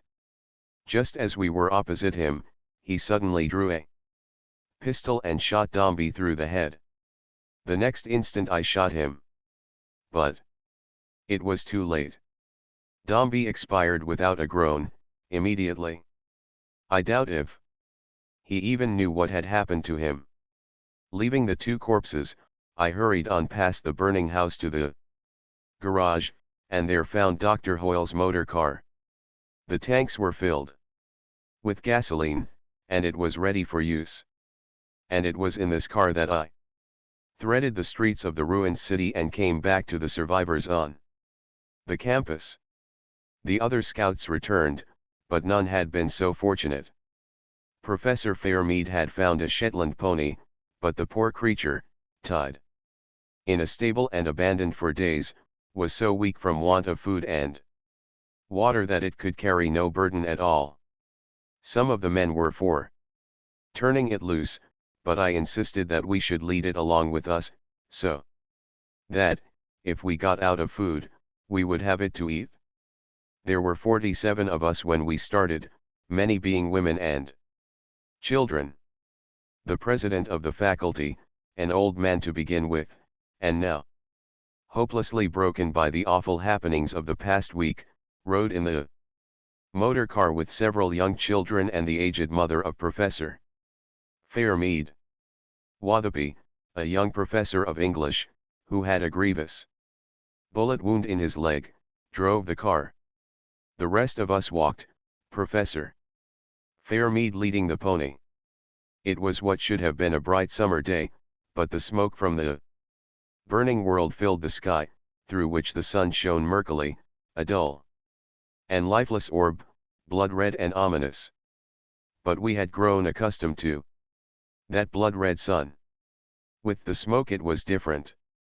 It bit into our nostrils and eyes, and there was not one of us whose eyes were not bloodshot. We directed our course to the southeast through the endless miles of suburban residences, traveling along where the first swells of low hills rose from the flat of the central city. It was by this way only, that we could expect to gain the country. Our progress was painfully slow. The women and children could not walk fast. They did not dream of walking, my grandsons, in the way all people walk today. In truth, none of us knew how to walk. It was not until after the plague that I learned really to walk. So it was that the pace of the slowest was the pace of all, for we dared not separate on account of the prowlers. There were not so many now of these human beasts of prey. The plague had already well diminished their numbers, but enough still lived to be a constant menace to us. Many of the beautiful residences were untouched by fire, yet smoking ruins were everywhere. The prowlers, too, seemed to have got over their insensate desire to burn, and it was more rarely that we saw houses freshly on fire. Several of us scouted among the private garages in search of motor cars and gasoline. But in this we were unsuccessful. The first great flights from the cities had swept all such utilities away. Calgan, a fine young man, was lost in this work. He was shot by prowlers while crossing a lawn. Yet this was our only casualty, though, once, a drunken brute deliberately opened fire on all of us. Luckily, he fired wildly, and we shot him before he had done any hurt. At Fruitvale, still in the heart of the magnificent residence section of the city, the plague again smote us. Professor Fairmead was the victim. Making signs to us that his mother was not to know, he turned aside into the grounds of a beautiful mansion. He sat down forlornly on the steps of the front veranda, and I, having lingered, waved him a last farewell. That night, several miles beyond Fruitvale and still in the city, we made camp. And that night we shifted camp twice to get away from our dead. In the morning there were 30 of us. I shall never forget the president of the faculty. During the morning's march his wife, who was walking, betrayed the fatal symptoms, and when she drew aside to let us go on, he insisted on leaving the motor car and remaining with her. There was quite a discussion about this, but in the end we gave in. It was just as well, for we knew not which ones of us, if any, might ultimately escape. That night, the second of our march, we camped beyond Haywoods in the first stretches of country. And in the morning there were 11 of us that lived. Also, during the night, Watherby, the professor with the wounded leg, deserted us in the motor car. He took with him his sister and his mother and most of our tinned provisions.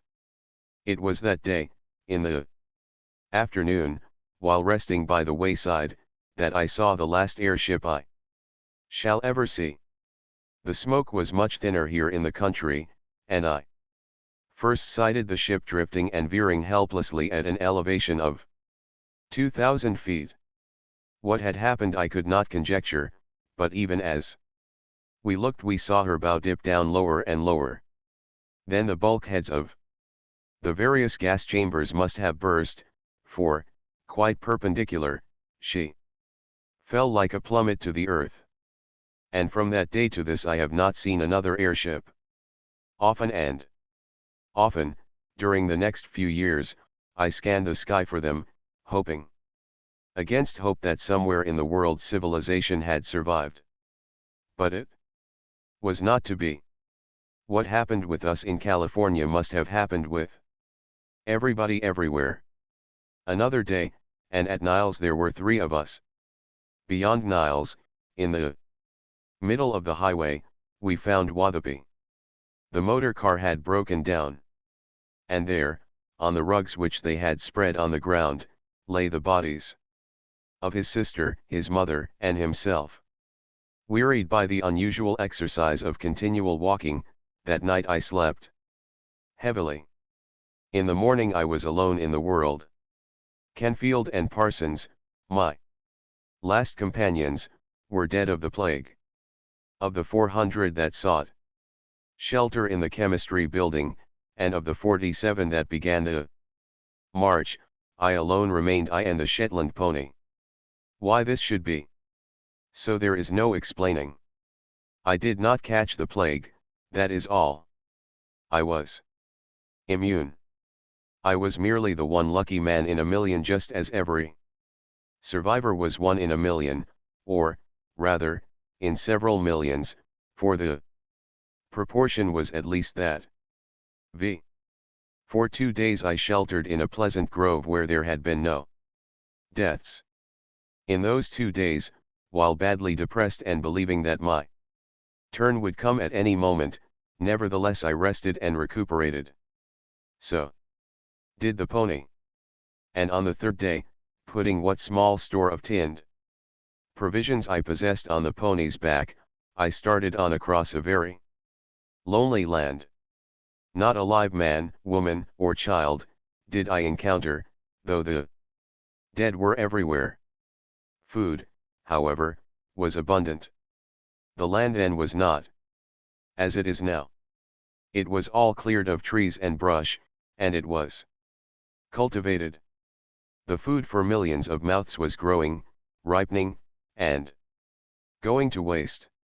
From the fields and orchards I gathered vegetables, fruits, and berries. Around the deserted farmhouses I got eggs and caught chickens. And frequently I found supplies of tinned provisions in the storerooms. A strange thing was what was taking place with all the domestic animals. Everywhere they were going wild and preying on one another. The chickens and ducks were the first to be destroyed, while the pigs were the first to go wild, followed by the cats. Nor were the dogs long in adapting themselves to the changed conditions. There was a veritable plague of dogs. They devoured the corpses, barked and howled during the nights, and in the daytime slunk about in the distance. As the time went by, I noticed a change in their behavior. At first they were apart from one another, very suspicious and very prone to fight. But after a not very long while, they began to come together and run in packs. The dog, you see, always was a social animal, and this was true before ever he came to be domesticated by man. In the last days of the world before the plague, there were many very different kinds of dogs, dogs without hair and dogs with warm fur, dogs so small that they would make scarcely a mouthful for other dogs that were as large as mountain lions. Well, all the small dogs, and the weak types, were killed by their fellows. Also, the very large ones were not adapted for the wild life and bred out. As a result, the many different kinds of dogs disappeared, and there remained, running in packs, the medium-sized wolfish dogs that you know today. But the cats don't run in packs, Grandsir, who objected. The cat was never a social animal. As one writer in the 19th century said, the cat walks by himself. He always walked by himself, from before the time he was tamed by man, down through the long ages of domestication, to today when once more he is wild. The horses also went wild, and all the fine breeds we had degenerated into the small Mustang horse you know today. The cows likewise went wild, as did the pigeons and the sheep. And that a few of the chickens survived, you know yourself. But the wild chicken of today is quite a different thing from the chickens we had in those days. But I must go on with my story. I traveled through a deserted land. As the time went by I began to yearn more and more for human beings. But I never found one, and I grew lonelier and lonelier. I crossed Livermore Valley and the mountains between it and the great valley of the San Joaquin. You have never seen that valley, but it is very large and it is the home of the wild horse. There are great droves there, thousands and Tens of thousands. I revisited it 30 years after, so I know. You think. There are lots of wild horses down here in the coast valleys, but they are as nothing compared with those of the San Joaquin. Strange to say, the cows, when they went wild, went back into the lower mountains. Evidently, they were better able to protect themselves there. In the country districts the ghouls and prowlers had been less in evidence, for I found many villages and towns untouched by fire. But they were filled by the pestilential dead, and I passed by without exploring them. It was near Lathrop that, out of my loneliness, I picked up a pair of collie dogs that were so newly free that they were urgently willing to return to their allegiance to man. These collies accompanied me for many years, and the strains of them are in those very dogs there that you boys have today. But in 60 years the collie strain has worked out. These brutes are more like domesticated wolves than anything else. Hare Lip rose to his feet, glanced to see that the goats were safe, and looked at the sun's position in the afternoon sky, advertising impatience at the prolixity of the old man's tale. Urged to hurry by Edwin, Grandsir went on. There is little more to tell. With my 2 dogs and my pony, and riding a horse I had managed to capture, I crossed the San Joaquin and went on to a wonderful valley in the Sierras called Yosemite. In the great hotel there, I found a prodigious supply of tinned provisions. The pasture was abundant, as was the game, and the river that ran through the valley was full of trout. I remained there 3 years in an utter loneliness that none but a man who has once been highly civilized can understand. Then I could stand it no more. I felt that I was going crazy. Like the dog, I was a social animal and I needed my kind. I reasoned that since I had survived the plague, there was a possibility that others had survived. Also, I reasoned that after 3 years the plague germs must all be gone and the land be clean again. With my horse and dogs and pony, I set out. Again I crossed the San Joaquin Valley, the mountains beyond, and came down into Livermore Valley. The change in those 3 years was amazing.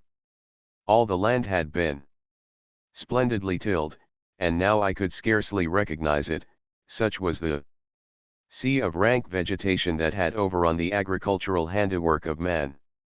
You see, the wheat, the vegetables, and orchard trees had always been cared for and nursed by man, so that they were soft and tender. The weeds and wild bushes and such things, on the contrary, had always been fought by man, so that they were tough and resistant. As a result, when the hand of man was removed, the wild vegetation smothered and destroyed practically all the domesticated vegetation. The coyotes were greatly increased, and it was at this time that I first encountered wolves, straying in 2s and 3s and small packs down from the regions where they had always persisted. It was at Lake Temescal, not far from the one-time city of Oakland, that I came upon the first live human beings. Oh, my grandsons, how can I describe to you my emotion, when, astride my horse and dropping down the hillside to the lake, I saw the smoke of a campfire rising through the trees. Almost did my heart stop beating. I felt that I was going crazy. Then I heard the cry of a babe, a human babe. And dogs barked, and my dogs answered. I did not know but what I was the one human alive in the whole world. It could not be true that here were others smoke, and the cry of a babe. Emerging on the lake, there, before my eyes, not 100 yards away, I saw a man, a large man.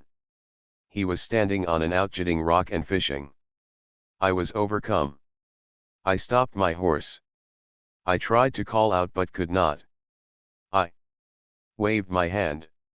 It seemed to me that the man looked at me, but he did not appear to wave. Then I laid my head on my arms there in the saddle. I was afraid to look again, for I knew it was an hallucination, and I knew that if I looked the man would be gone. And so precious was the hallucination, that I wanted it to persist yet a little while. I knew, too, that as long as I did not look it would persist. Thus I remained, until I heard my dog snarling, and a man's voice. "What do you think?" the voice said. "I will tell you." It said, "Where in hell did you come from?" Those were the words, the exact words. "That was what your other grandfather said to me, hare lip, when he greeted me there on the shore of Lake Temescal 57 years ago. And they were the most ineffable words I have ever heard." I opened my eyes, and there he stood before me, a large, dark, hairy man, heavy-jawed, slant-browed, fierce-eyed. How I got off my horse I do not know. But it seemed that the next I knew I was clasping his hand with both of mine and crying. I would have embraced him. But he was ever a narrow-minded, suspicious man, and he drew away from me. Yet did I cling to his hand and cry. Grandsir's voice faltered and broke at the recollection, and the weak tears streamed down his cheeks while the boys looked on and giggled.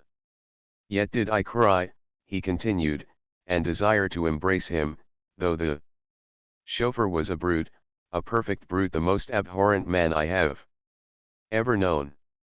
His name was, strange, how I have forgotten his name. Everybody called him chauffeur, it was the name of his occupation. And it stuck. That is how, to this day, the tribe he founded is called the chauffeur tribe. He was a violent, unjust man. Why the plague germs spared him I can never understand. It would seem, in spite of our old metaphysical notions about absolute justice, that there is no justice in the universe. Why did he live, an iniquitous, moral monster, a blot on the face of nature, a cruel, relentless, bestial cheat as well? All he could talk about was motor cars, machinery, gasoline, and garages, and especially, and with huge delight, of his mean pilferings and sordid swindlings of the persons who had employed him in the days before the coming of the plague. And yet he was spared, while hundreds of millions, billions, of better men were destroyed. I went on with him to his camp, and there I saw her, Vesta, the one woman. It was glorious and pitiful. There she was, Vesta Van Worden, the young wife of John Van Worden, clad in rags, with marred and scarred and toil-calloused hands, bending over the campfire and doing scullion work. She, Vesta, who had been born to the purple of the greatest baronage of wealth the world had ever known. John Van Worden, her husband, worth 1,800,000,000 and president of the board of industrial magnates, had been the ruler of America. Also, sitting on the International Board of Control, he had been one of the 7 men who ruled the world. And she herself had come of equally noble stock. Her father, Philip Saxon, had been president of the Board of Industrial Magnates up to the time of his death. This office was in process of becoming hereditary. And had Philip Saxon had a son, that son would have succeeded him. But his only child was Vesta, the perfect flower of generations of the highest culture this planet has ever produced. It was not until the engagement between Vesta and Van Worden took place, that Saxon indicated the latter as his successor. It was, I am sure, a political marriage. I have reason to believe that Vesta never really loved her husband in the mad, passionate way of which the poets used to sing. It was more like the marriages that obtained among crowned heads in the days before they were displaced by the magnates. And there she was, boiling fish chowder in a soot-covered pot, her glorious eyes inflamed by the acrid smoke of the open fire. Hers was a sad story. She was the one survivor in a million, as I had been, as the chauffeur had been. On a crowning eminence of the Alameda Hills, overlooking San Francisco Bay, Van Worden had built a vast summer palace. It was surrounded by a park of 1,000 acres. When the plague broke out, Van Worden sent her there. Armed guards patrolled the boundaries of the park, and nothing entered in the way of provisions or even mail matter that was not first fumigated. And yet did the plague enter, killing the guards at their posts, the servants at their tasks, sweeping away the whole army of retainers, or, at least, all of them who did not flee to die elsewhere. So it was that Vesta found herself the sole living person in the palace that had become a charnel house. Now the chauffeur had been one of the servants that ran away. Returning 2 months afterward, he discovered Vesta in a little summer pavilion, where there had been no deaths and where she had established herself. He was a brute. She was afraid, and she ran away and hid among the trees. That night, on foot, she fled into the mountains, she, whose tender feet and delicate body had never known the bruise of stones nor the scratch of briars. He followed, and that night he caught her. He struck her. Do you understand? He beat her with those terrible fists of his and made her his slave. It was she who had to gather the firewood, build the fires, cook, and do all the degrading camp labor, she, who had never performed a menial act in her life. These things he compelled her to do, while he, a proper savage, elected to lie around camp and look on. He did nothing, absolutely nothing, except on occasion to hunt meat or catch fish. Good for chauffeur, Harelip commented in an undertone to the other boys. I remember him before he died. He was a corker. But he did things. And he made things go. You know, Dad married his daughter, and you ought to see the way he knocked the spots out of Dad. The chauffeur was a son of a gun. He made us kids stand around. Even when he was croaking, he reached out for me, once, and laid my head open with that long stick he kept always beside him. Harelip rubbed his bullet head reminiscently, and the boys returned to the old man, who was maundering ecstatically about Vesta, the squaw of the founder of the chauffeur tribe. And so I say to you that you cannot understand the awfulness of the situation. The chauffeur was a servant, understand, a servant. And he cringed, with bowed head, to such as she. She was a lord of life, both by birth and by marriage. The destinies of millions, such as she carried in the hollow of her pink-white hand. And, in the days before the plague, the slightest contact with such as he would have been pollution. Oh, I have seen it. Once, I remember, there was Mrs. Goldwyn, wife of one of the great magnates. It was on a landing stage, just as she was embarking in her private dirigible, that she dropped her parasol. A servant picked it up and made the mistake of handing it to her, one of the greatest royal ladies of the land. She shrank back, as though he were a leper, and indicated her secretary to receive it. Also, she ordered her secretary to ascertain the creature's name and to see that he was immediately discharged from service. And such a woman was Vesta Van Worden. And her the chauffeur beat and made his slave. Bill, that was it, Bill, the chauffeur. That was his name. He was a wretched, primitive man, wholly devoid of the finer instincts and Chivalrous promptings of a cultured soul. No, there is no absolute justice, for to him fell that wonder of womanhood, Vesta Van Warden.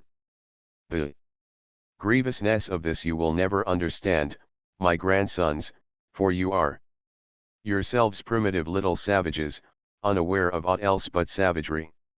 Why should Vesta not have been mine? I was a man of culture and refinement, a professor in a great university. Even so, in the time before the plague, such was her exalted position, she would not have deigned to know that I existed. Mark, then, the abysmal degradation to which she fell. At the hands of the chauffeur.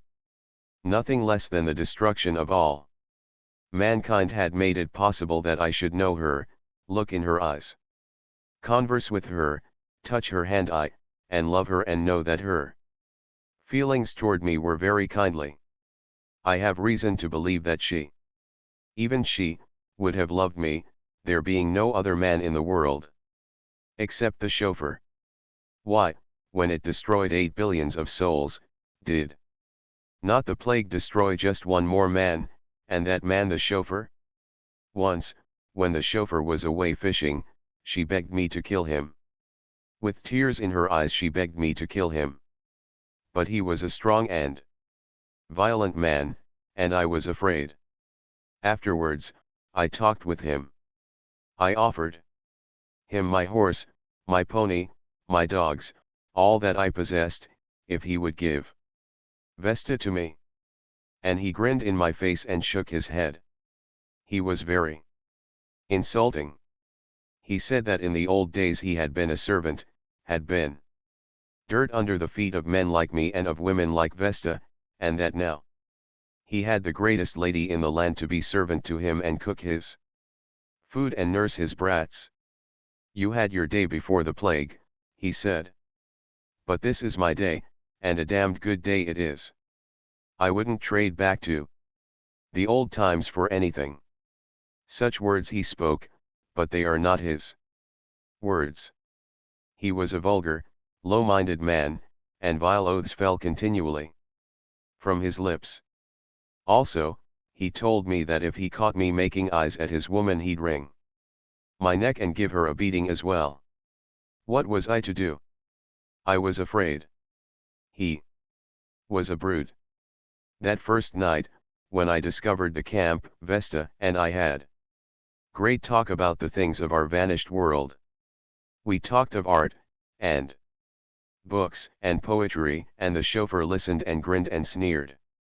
He was bored and angered by our way of speech which he did not comprehend. And finally he spoke up and said, and this is Vesta Van Warden, one time wife of Van Warden the magnate, a high and stuck-up beauty, who is now my squaw. Professor Smith, times is changed, times is changed. Here, you, woman, take off my moccasins, and lively about it. I want Professor Smith to see how well I have you trained. I saw her clench her teeth, and the flame of revolt rise in her face. He drew back his gnarled fist to strike, and I was afraid, and sick at heart. I could do nothing to prevail against him. So I got up to go, and not be witness to such indignity. But the chauffeur laughed and threatened me with a beating if I did not stay and behold. And I sat there, perforce, by the campfire on the shore of Lake Temescal, and saw Vesta Van Warden, kneel and remove the moccasins of that grinning, hairy, ape-like human brute. Oh, you do not understand, my grandsons. You have never known anything else, and you do not understand.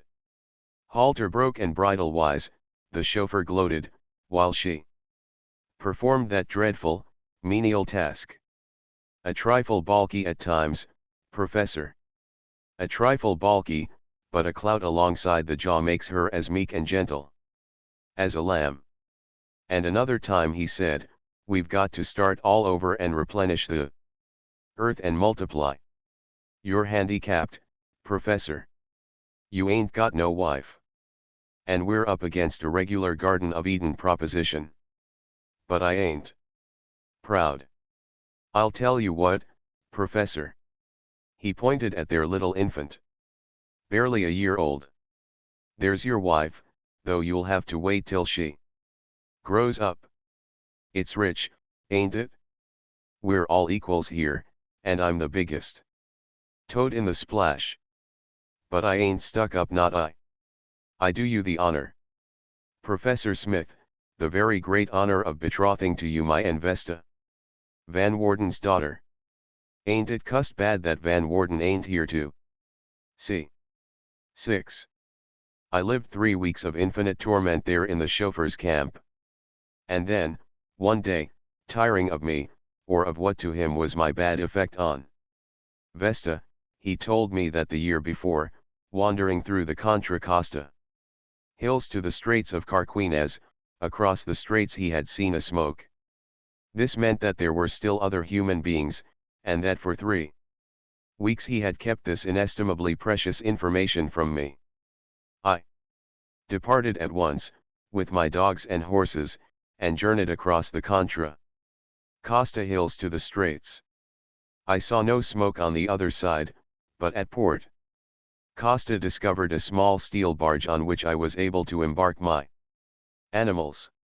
Old canvas which I found served me for a sail, and a southerly breeze fanned me across the straits and up to the ruins of Vallejo. Here, on the outskirts of the city, I found evidences of a recently occupied camp. Many clamshells showed me why these humans had come to the shores of the bay. This was the Santa Rosa tribe, and I followed its track along the old railroad right-of-way across the salt marshes to Sonoma Valley. Here, at the old brickyard at Glen Ellen, I came upon the camp. There were 18 souls all told. 2 were old men, one of whom was Jones, a banker. The other was Harrison, a retired pawnbroker, who had taken for wife the matron of the state hospital for the insane at Napa. Of all the persons of the city of Napa, and of all the other towns and villages in that rich and populous valley, she had been the only survivor. Next, there were the 3 young men Cardiff and Hale, who had been farmers, and Wainwright, a common day laborer. All 3 had found wives. To Hale, a crude, illiterate farmer, had fallen Isidore, the greatest prize, next to Vesta, of the women who came through the plague. She was one of the world's most noted singers, and the plague had caught her at San Francisco. She has talked with me for hours at a time, telling me of her adventures, until, at last, rescued by Hale in the Mendocino Forest Reserve, there had remained nothing for her to do but become his wife. But Hale was a good fellow, in spite of his illiteracy. He had a keen sense of justice and right dealing, and she was far happier with him than was Vesta with the chauffeur. The wives of Cardiff and Wainwright were ordinary women, accustomed to toil with strong constitutions, just the type for the wild new life which they were compelled to live. In addition were 2 adult idiots from the feeble-minded home at Eldridge, and 5 or 6 young children and infants born after the formation of the Santa Rosa tribe. Also, there was Bertha. She was a good woman, hare-lip, in spite of the sneers of your father. Her I took for wife. She was the mother of your father, Edwin, and of yours, who. And it was our daughter, Vera, who married your father. Hare-lip your father, Sando, who was the oldest son of Vesta Van Warden and the chauffeur. And so it was that I became the 19th member of the Santa Rosa tribe. There were only 2 outsiders added after me. One was Mungerson, descended from the magnates, who wandered alone in the wilds of northern California for 8 years before he came south and joined us. He it was who waited 12 years more before he married my daughter, Mary. The other was Johnson, the man who founded the Utah tribe. That was where he came from, Utah, a country that lies very far away from here, across the Great Deserts, to the east. It was not until 27 years after the plague that Johnson reached California. In all that Utah region he reported but 3 survivors, himself one, and all men. For many years, these 3 men lived and hunted together, until, at last, desperate, fearing that with them the human race would perish utterly from the planet, they headed westward on the possibility of finding women survivors. In California, Johnson alone came through the Great Desert, where his 2 companions died. He was 46 years old when he joined us, and he married the 4th daughter of Isidore and Hale, and his eldest son married your aunt, Harelip, who was the 3rd daughter of Vesta and the chauffeur. Johnson was a strong man, with a will of his own. And it was because of this that he seceded from the Santa Rosans and formed the Utah tribe at San Jose. It is a small tribe, there are only 9 in it. But, though he is dead, such was his influence and the strength of his breed, that it will grow into a strong tribe and play a leading part in the recivilization of the planet. There are only 2 other tribes that we know of, the Los Angelitos and the Carmelitos. The latter started from 1 man and woman. He was called Lopez, and he was descended from the ancient Mexicans and was very black. He was a cowherd in the ranges beyond Carmel, and his wife was a maidservant in the Great Del Monte Hotel. It was 7 years before we first got in touch with the Los Angelitos. They have a good country down there, but it is too warm. I estimate the present population of the world at between 350 and 400, provided, of course, that there are no scattered little tribes elsewhere in the world. If there be such, we have not heard from them. Since Johnson crossed the desert from Utah, no word nor sign has come from the east or anywhere else. The great world which I knew in my boyhood and early manhood is gone. It has ceased to be. I am the last man who was alive in the days of the plague and who knows the wonders of that far-off time. We, who mastered the planet, its earth, and sea, and sky, and who were as very gods, now live in primitive savagery along the water courses of this California country. But we are increasing rapidly. Your sister, Harelip, already has 4 children. We are increasing rapidly and making ready for a new climb towards civilization. In time, pressure of population will compel us to spread out, and 100 generations from now we may expect our descendants to start across the Sierras, oozing slowly along, generation by generation, over the great continent to the colonization of the East. A new Aryan drift around the world. But it will be slow, very slow. We have so far to climb. We fell so hopelessly far. If only 1 physicist or 1 chemist had survived. But it was not to be, and we have forgotten everything. The chauffeur started working in iron. He made the forge which we use to this day. But he was a lazy man, and when he died he took with him all he knew of metals and machinery. What was I to know of such things? I was a classical scholar, not a chemist. The other men who survived were not educated. Only 2 things did the chauffeur accomplish: the brewing of strong drink and the growing of tobacco. It was while he was drunk, once, that he killed Vesta. I firmly believe that he killed Vesta in a fit of drunken cruelty, though he always maintained that she fell into the lake and was drowned. And, my grandsons, let me warn you against the medicine men. They call themselves doctors, travestying what was once a noble profession. But in reality they are medicine men, devil men, and they make for superstition and darkness. They are cheats and liars. But so debased and degraded are we, that we believe their lies. They, too, will increase in numbers as we increase, and they will strive to rule us. Yet are they liars and charlatans. Look at young Cross-Eyes, posing as a doctor, selling charms against sickness, giving good hunting, exchanging promises of fair weather for good meat and skins, sending the death stick, performing 1,000 abominations. Yet I say to you, that when he says he can do these things, he lies. I, Professor Smith, Professor James Howard Smith, say that he lies. I have told him so to his teeth. Why has he not sent me the death stick? Because he knows that with me it is without avail. But you, Harelip, so deeply are you sunk in black superstition, that did you awake this night and find the death stick beside you, you would surely die.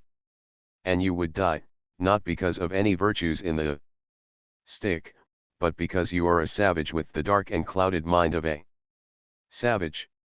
The doctors must be destroyed, and all that was lost must be discovered over again.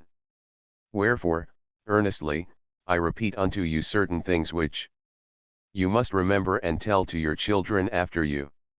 You must tell them that when water is made hot by fire, there resides in it a wonderful thing called steam, which is stronger than 10,000 men and which can do all man's work for him. There are other very useful things. In the lightning flash resides a similarly strong servant of man, which was of old his slave and which some day will be his slave again. Quite a different thing is the alphabet. It is what enables me to know the meaning of fine markings, whereas you boys know only rude picture writing. In that dry cave on Telegraph Hill, where you see me often go when the tribe is down by the sea, I have stored many books. In them is great wisdom. Also, with them, I have placed a key to the alphabet, so that one who knows picture writing may also know print. Some day men will read again, and then, if no accident has befallen my cave, they will know that Professor James Howard Smith once lived and saved for them the knowledge of the ancients. There is another little device that men inevitably will rediscover. It is called gunpowder. It was what enabled us to kill surely and at long distances. Certain things which are found in the ground, when combined in the right proportions, will make this gunpowder. What these things are, I have forgotten, or else I never knew. But I wish I did know. Then would I make powder, and then would I certainly kill Cross-Eyes and rid the land of superstition. After I am man grown I am going to give Cross-Eyes all the goats, and meat, and skins I can get, so that he'll teach me to be a doctor, who asserted. And when I know, I'll make everybody else sit up and take notice. They'll get down in the dirt to me, you bet. The old man nodded his head solemnly, and murmured. Strange it is to hear the vestiges and remnants of the complicated Aryan speech falling from the lips of a filthy little skin-clad savage. All the world is topsy-turvy. And it has been topsy-turvy ever since the plague. You won't make me sit up, Harelip boasted to the would-be medicine man. If I paid you for a sending of the death stick and it didn't work, I'd bust in your head, understand, you. I'm going to get Grandsir to remember this here gunpowder stuff, Edwin said softly, and then I'll have you all on the run. You, Harelip, will do my fighting for me and get my meat for me, and you, will send the death stick for me and make everybody afraid. And if I catch Harelip trying to bust your head, I'll fix him with that same gunpowder. Grandsir ain't such a fool as you think, and I'm going to listen to him, and someday I'll be boss over the whole bunch of you. The old man shook his head sadly, and said, the gunpowder will come. Nothing can stop it, the same old story. Over and over. Man will increase, and men will fight. The gunpowder will enable men to kill millions of men, and in this way only, by fire and blood, will a new civilization, in some remote day, be evolved. And of what profit will it be? Just as the old civilization passed, so will the new. It may take 50,000 years to build, but it will pass. All things pass. Only remain cosmic force and matter, ever in flux, ever acting and reacting and realizing the eternal types: the priest, the soldier, and the king. Out of the mouths of babes comes the wisdom of all the ages. Some will fight, some will rule, some will pray, and all the rest will toil and suffer sore while on their bleeding carcasses is reared again, and yet again, without end, the amazing beauty and surpassing wonder of the civilized state. It were just as well that I destroyed those cave-stored books, whether they remain or perish, all their old truths will be discovered, their old lies lived and handed down. What is the profit? Harelip leaped to his feet, giving a quick glance at the pasturing goats and the afternoon sun. Gee, he muttered to Edwin, the old geezer gets more long-winded every day. Let's pull for camp. While the other two, aided by the dogs, assembled the goats and started them for the trail through the forest, Edwin stayed by the old man and guided him in the same direction. When they reached the old right-of-way, Edwin stopped suddenly and looked back. Harelip and Hoo-Hoo and the dogs and the goats passed on. Edwin was looking at a small herd of wild horses, which had come down on the hard sand. There were at least 20 of them. Young colts and yearlings and marrays, led by a beautiful stallion which stood in the foam at the edge of the surf, with arched neck and bright wild eyes, sniffing the salt air from off the sea. What is it? Grandsir queried. Horses, was the answer. First time I ever seen 'em on the beach.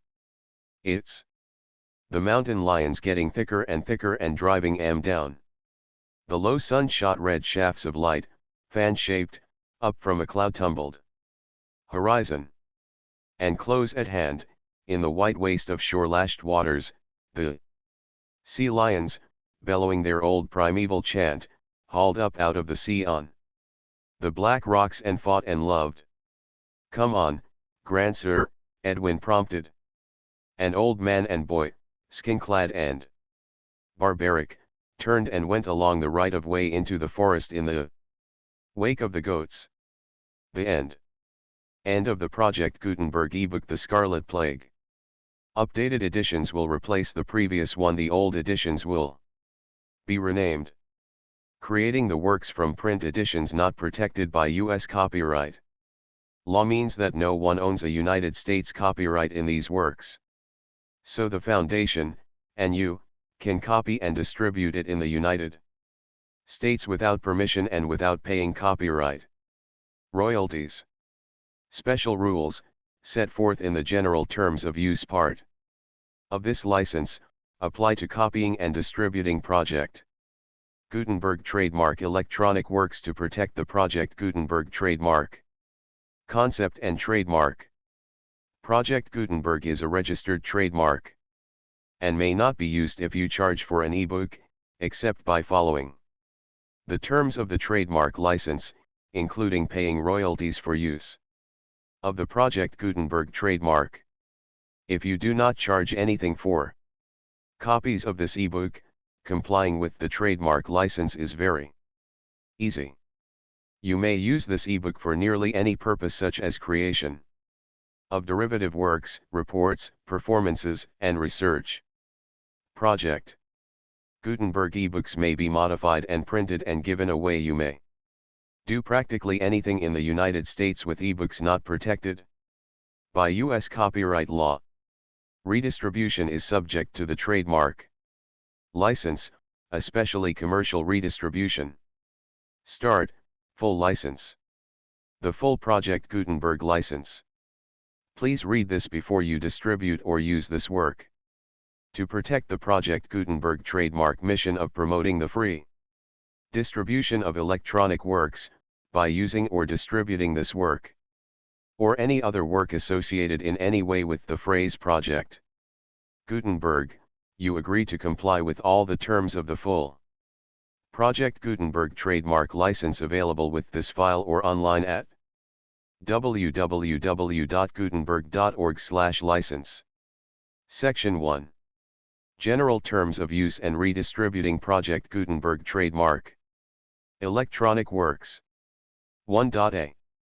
By reading or using any part of this Project Gutenberg trademark electronic work, you indicate that you have read, understand, agree to, and accept all the terms of this license and intellectual property trademark/copyright agreement. If you do not agree to abide by all the terms of this agreement, you must cease using and return or destroy all copies of Project Gutenberg trademark electronic works in your possession.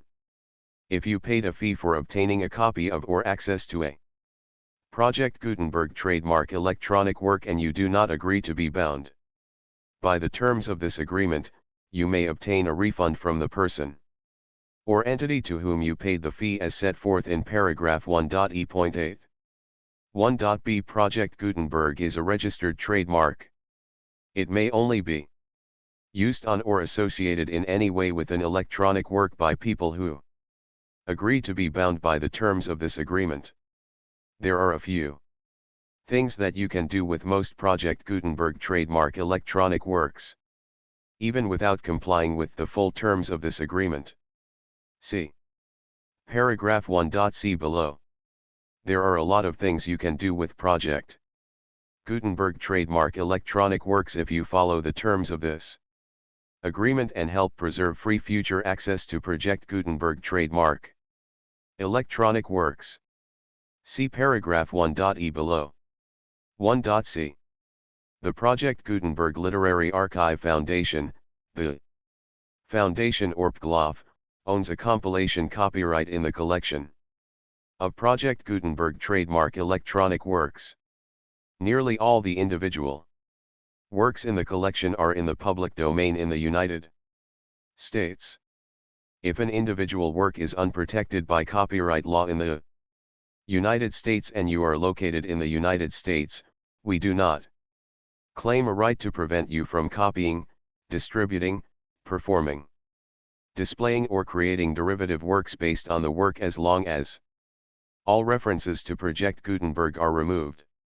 Of course, we hope that you will support the Project Gutenberg trademark mission of promoting free access to electronic works by freely sharing Project Gutenberg trademark works in compliance with the terms of this agreement for keeping the Project Gutenberg trademark name associated with the work.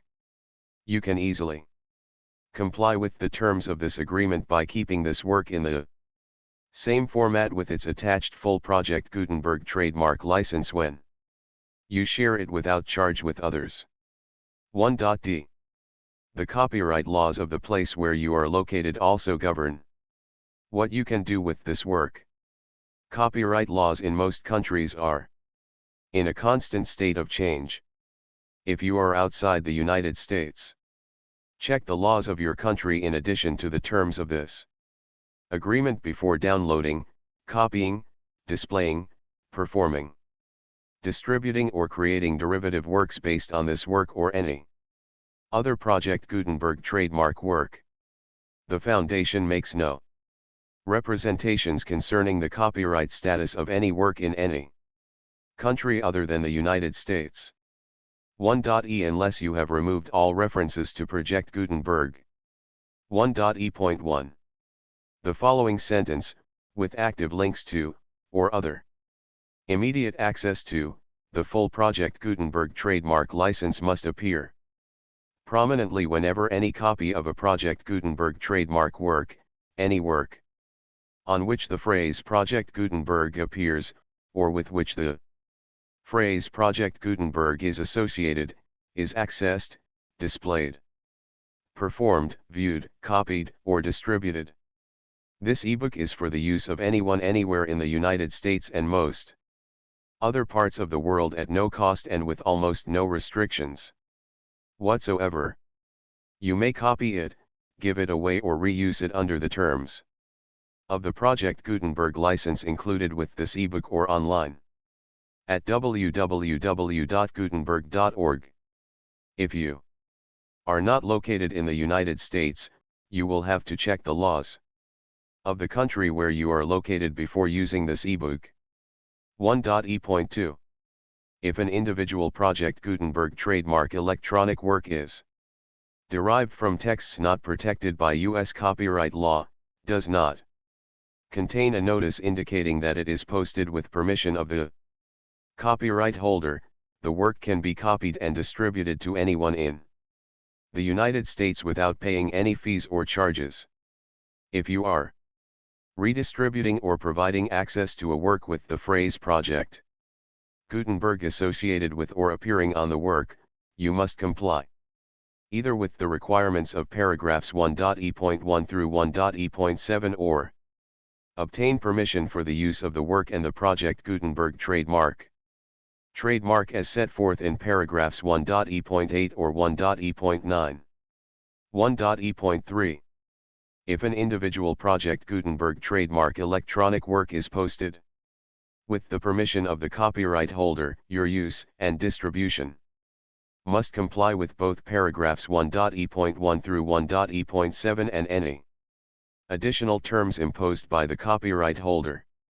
Additional terms will be linked to the Project Gutenberg trademark license for all works posted with the permission of the copyright holder found at the beginning of this work. 1.e.4. Do not unlink or detach or remove the full Project Gutenberg trademark license terms from this work, or any files containing a part of this work or any other work associated with Project Gutenberg trademark. 1.e.5. Do not copy, display, perform, distribute or redistribute this electronic work, or any part of this electronic work, without prominently displaying the sentence set forth in paragraph 1.e.1 with active links or immediate access to the full terms of the Project Gutenberg trademark license. 1.e.6. You may convert to and distribute this work in any binary, compressed, marked up, non-proprietary or proprietary form, including any word processing or hypertext form. However, if you provide access to or distribute copies of a Project Gutenberg trademark work in a format other than plain vanilla ASCII or other format used in the official version posted on the official Project Gutenberg trademark website, www.gutenberg.org, you must, at no additional cost, fee, or expense to the user, provide a copy, a means of exporting a copy, or a means of obtaining a copy upon request, of the work in its original plain vanilla ASCII or other form. Any alternate format must include the full Project Gutenberg trademark license as specified in paragraph 1.e.1. 1.e.7. Do not charge a fee for access to, viewing, displaying, performing, copying, or distributing any Project Gutenberg trademark works, unless you comply with paragraph 1.e.8 or 1.e.9. 1.e.8. You may charge a reasonable fee for copies of or providing access to or distributing Project Gutenberg trademark electronic works, provided that you pay a royalty fee of 20% of the gross profits you derive from the use of Project Gutenberg trademark works calculated using the method you already used to calculate your applicable taxes. The fee is owed To the owner of the project Gutenberg trademark, but he has agreed to donate royalties under this paragraph to the project. Gutenberg Literary Archive Foundation. Royalty payments must be paid within 60 days following each date on which you prepare, or are legally required to prepare, your periodic tax returns. Royalty payments should be clearly marked as such and sent to the project Gutenberg Literary Archive Foundation at the address specified in Section 4, Information about donations to the project Gutenberg Literary Archive Foundation. You provide a full refund of any money paid by a user who notifies you in writing, or by email, within 30 days of receipt that he does not agree to the terms of the full project Gutenberg trademark license. You must require such a user to return or destroy all copies of the works possessed in a physical medium and discontinue all use of and all access to other copies of project Gutenberg trademark works. You provide, in accordance with paragraph 1.f.3, a full refund of any money paid for a work or a replacement copy, if a defect in the electronic work is discovered and reported to you within 90 days of receipt of the work. You comply with all other terms of this agreement for free distribution of project Gutenberg trademark works. 1.e.9. If you wish to charge a fee or distribute a project Gutenberg trademark electronic work or group of works on different terms than are set forth in this agreement, you must obtain permission in writing from the project Gutenberg Literary Archive Foundation, the manager of the project Gutenberg trademark. Contact the foundation as set forth in section 3 below. 1.f. 1.f.1.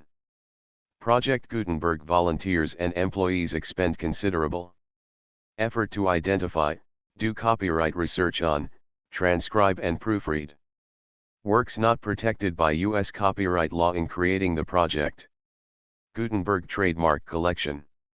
Despite these efforts, Project Gutenberg trademark electronic works, and the medium on which they may be stored, may contain defects, such as, but not limited to, incomplete, inaccurate, or corrupt data, transcription errors, a copyright or other intellectual property infringement, a defective or damaged disk or other medium, a computer virus, or computer codes that damage or cannot be read by your equipment. 1.f.2. Limited warranty, disclaimer of damages, except for the right of replacement or refund described in paragraph 1.f.3, the project Gutenberg Literary Archive Foundation, the owner of the project Gutenberg trademark, and any other party distributing a project Gutenberg trademark electronic work under this agreement, disclaim all liability to you for damages, costs, and expenses, including legal fees. You agree that you have no remedies for negligence, strict liability, breach of warranty or breach of contract except those provided in paragraph 1.f.3. You agree that the foundation, the trademark owner, and any distributor under this agreement will not be liable to you for actual, direct, indirect, consequential, punitive or incidental damages even if you give notice of the possibility of such damage. 1.f.3. Limited right of replacement or refund, if you discover a defect in this electronic work within 90 days of receiving it, you can receive a refund of the money, if any, you paid for it by sending a written explanation to the person you received the work from. If you received the work on a physical medium, you must return the medium with your written explanation. The person or entity that provided you with the defective work may elect to provide a replacement copy in lieu of a refund. If you received the work electronically, the person or entity providing it to you may choose to give you a second Opportunity to receive the work electronically in lieu of a refund. If the second copy is also defective, you may demand a refund in writing, without further opportunities to fix the problem. 1.f.4. Except for the limited right of replacement or refund set forth in paragraph 1.f.3, this work is provided to you as is, with no other warranties of any kind, express or implied, including but not limited to warranties of merchantability or fitness for any purpose. 1.f.5. Some states do not allow disclaimers of certain implied warranties or the exclusion or limitation of certain types of damages. If any disclaimer or limitation set forth in this agreement violates the law of the state applicable to this agreement, the agreement shall be interpreted to make the maximum disclaimer or limitation permitted by the applicable state law. The invalidity or unenforceability of any provision of this agreement shall not void the remaining provisions. 1.f.6. Indemnity. You agree to indemnify and hold the foundation, the trademark owner, any agent or employee of the foundation, anyone providing copies of Project Gutenberg trademark electronic works in accordance with this agreement, and any volunteers associated with the production, promotion, and distribution of Project Gutenberg trademark electronic works, harmless from all liability, costs, and expenses, including legal fees, that arise directly or indirectly from any of the following which you do or cause to occur: a. Distribution of this or any Project Gutenberg trademark work, b. Alteration, modification, or additions or deletions to any Project Gutenberg trademark work, and c. Any defect you cause. Section 2. Information about the mission of Project Gutenberg trademark. Project Gutenberg trademark is synonymous with the free distribution of electronic works in formats readable by the widest variety of computers, including obsolete, old, middle-aged, and new computers. It exists because of the efforts of hundreds of volunteers and donations from people in all walks of life. Volunteers and financial support to provide volunteers with the assistance they need are critical to reaching Project Gutenberg trademark's goals and ensuring that the Project Gutenberg trademark collection will remain freely available for generations to come. In 2001, the Project Gutenberg Literary Archive Foundation was created to provide a secure and permanent future for Project Gutenberg trademark and future generations. To learn more about the Project Gutenberg Literary Archive Foundation and how your efforts and donations can help, see Sections 3 and 4 and the Foundation information page at www.gutenberg.org. Section 3. Information about the Project Gutenberg Literary Archive Foundation. The Project Gutenberg Literary Archive Foundation is a non-profit 501(c)(3) educational corporation organized under the laws of the State of Mississippi and granted tax-exempt status by the Internal Revenue Service.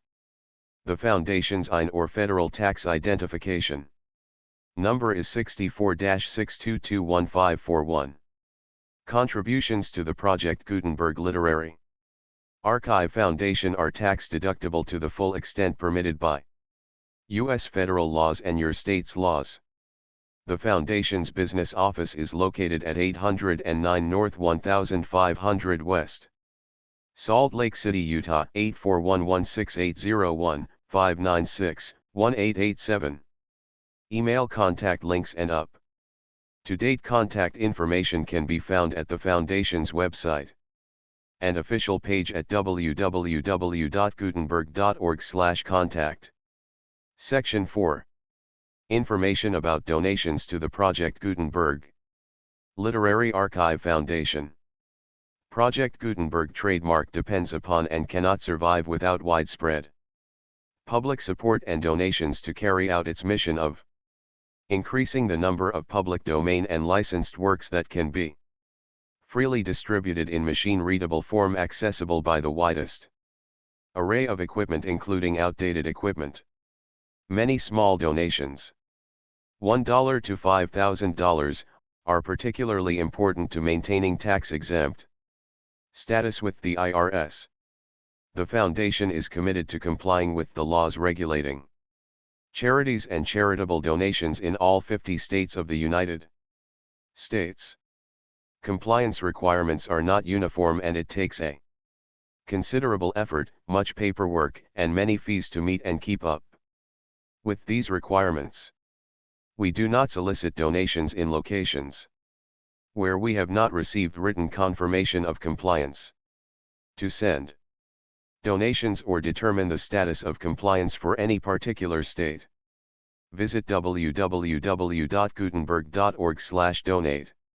While we cannot and do not solicit contributions from states where we have not met the solicitation requirements, we know of no prohibition against accepting unsolicited donations from donors in such states who approach us with offers to donate.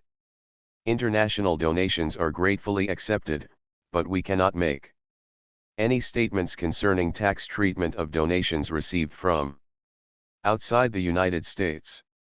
U.S. laws alone swamp our small staff. Please check the Project Gutenberg web pages for current donation methods and addresses. Donations are accepted in a number of other ways including checks, online payments, and credit card donations. To donate, please visit www.gutenberg.org/donate. Section 5. General information about Project Gutenberg Trademark Electronic Works. Professor Michael S. Hart was the originator of the Project Gutenberg trademark concept of a library of electronic works that could be freely shared with anyone. For 40 years, he produced and distributed Project Gutenberg trademark ebooks with only a loose network of volunteer support. Project Gutenberg trademark ebooks are often created from several printed editions, all of which are confirmed as not protected by copyright in the US unless a copyright notice is included. Thus, we do not necessarily keep ebooks in compliance with any particular paper edition. Most people start at our website, which has the main PG search facility, www.gutenberg.org. This website includes information about Project Gutenberg trademark, including how to make donations to the Project Gutenberg Literary Archive Foundation, how to help produce our new ebooks, and how to subscribe to our email newsletter to hear about new ebooks. The Scarlet Plague. Illustrated by Gordon Grant. 1915. The Scarlet Plague. I. 2. 3. 4. v. 6. The full Project Gutenberg license.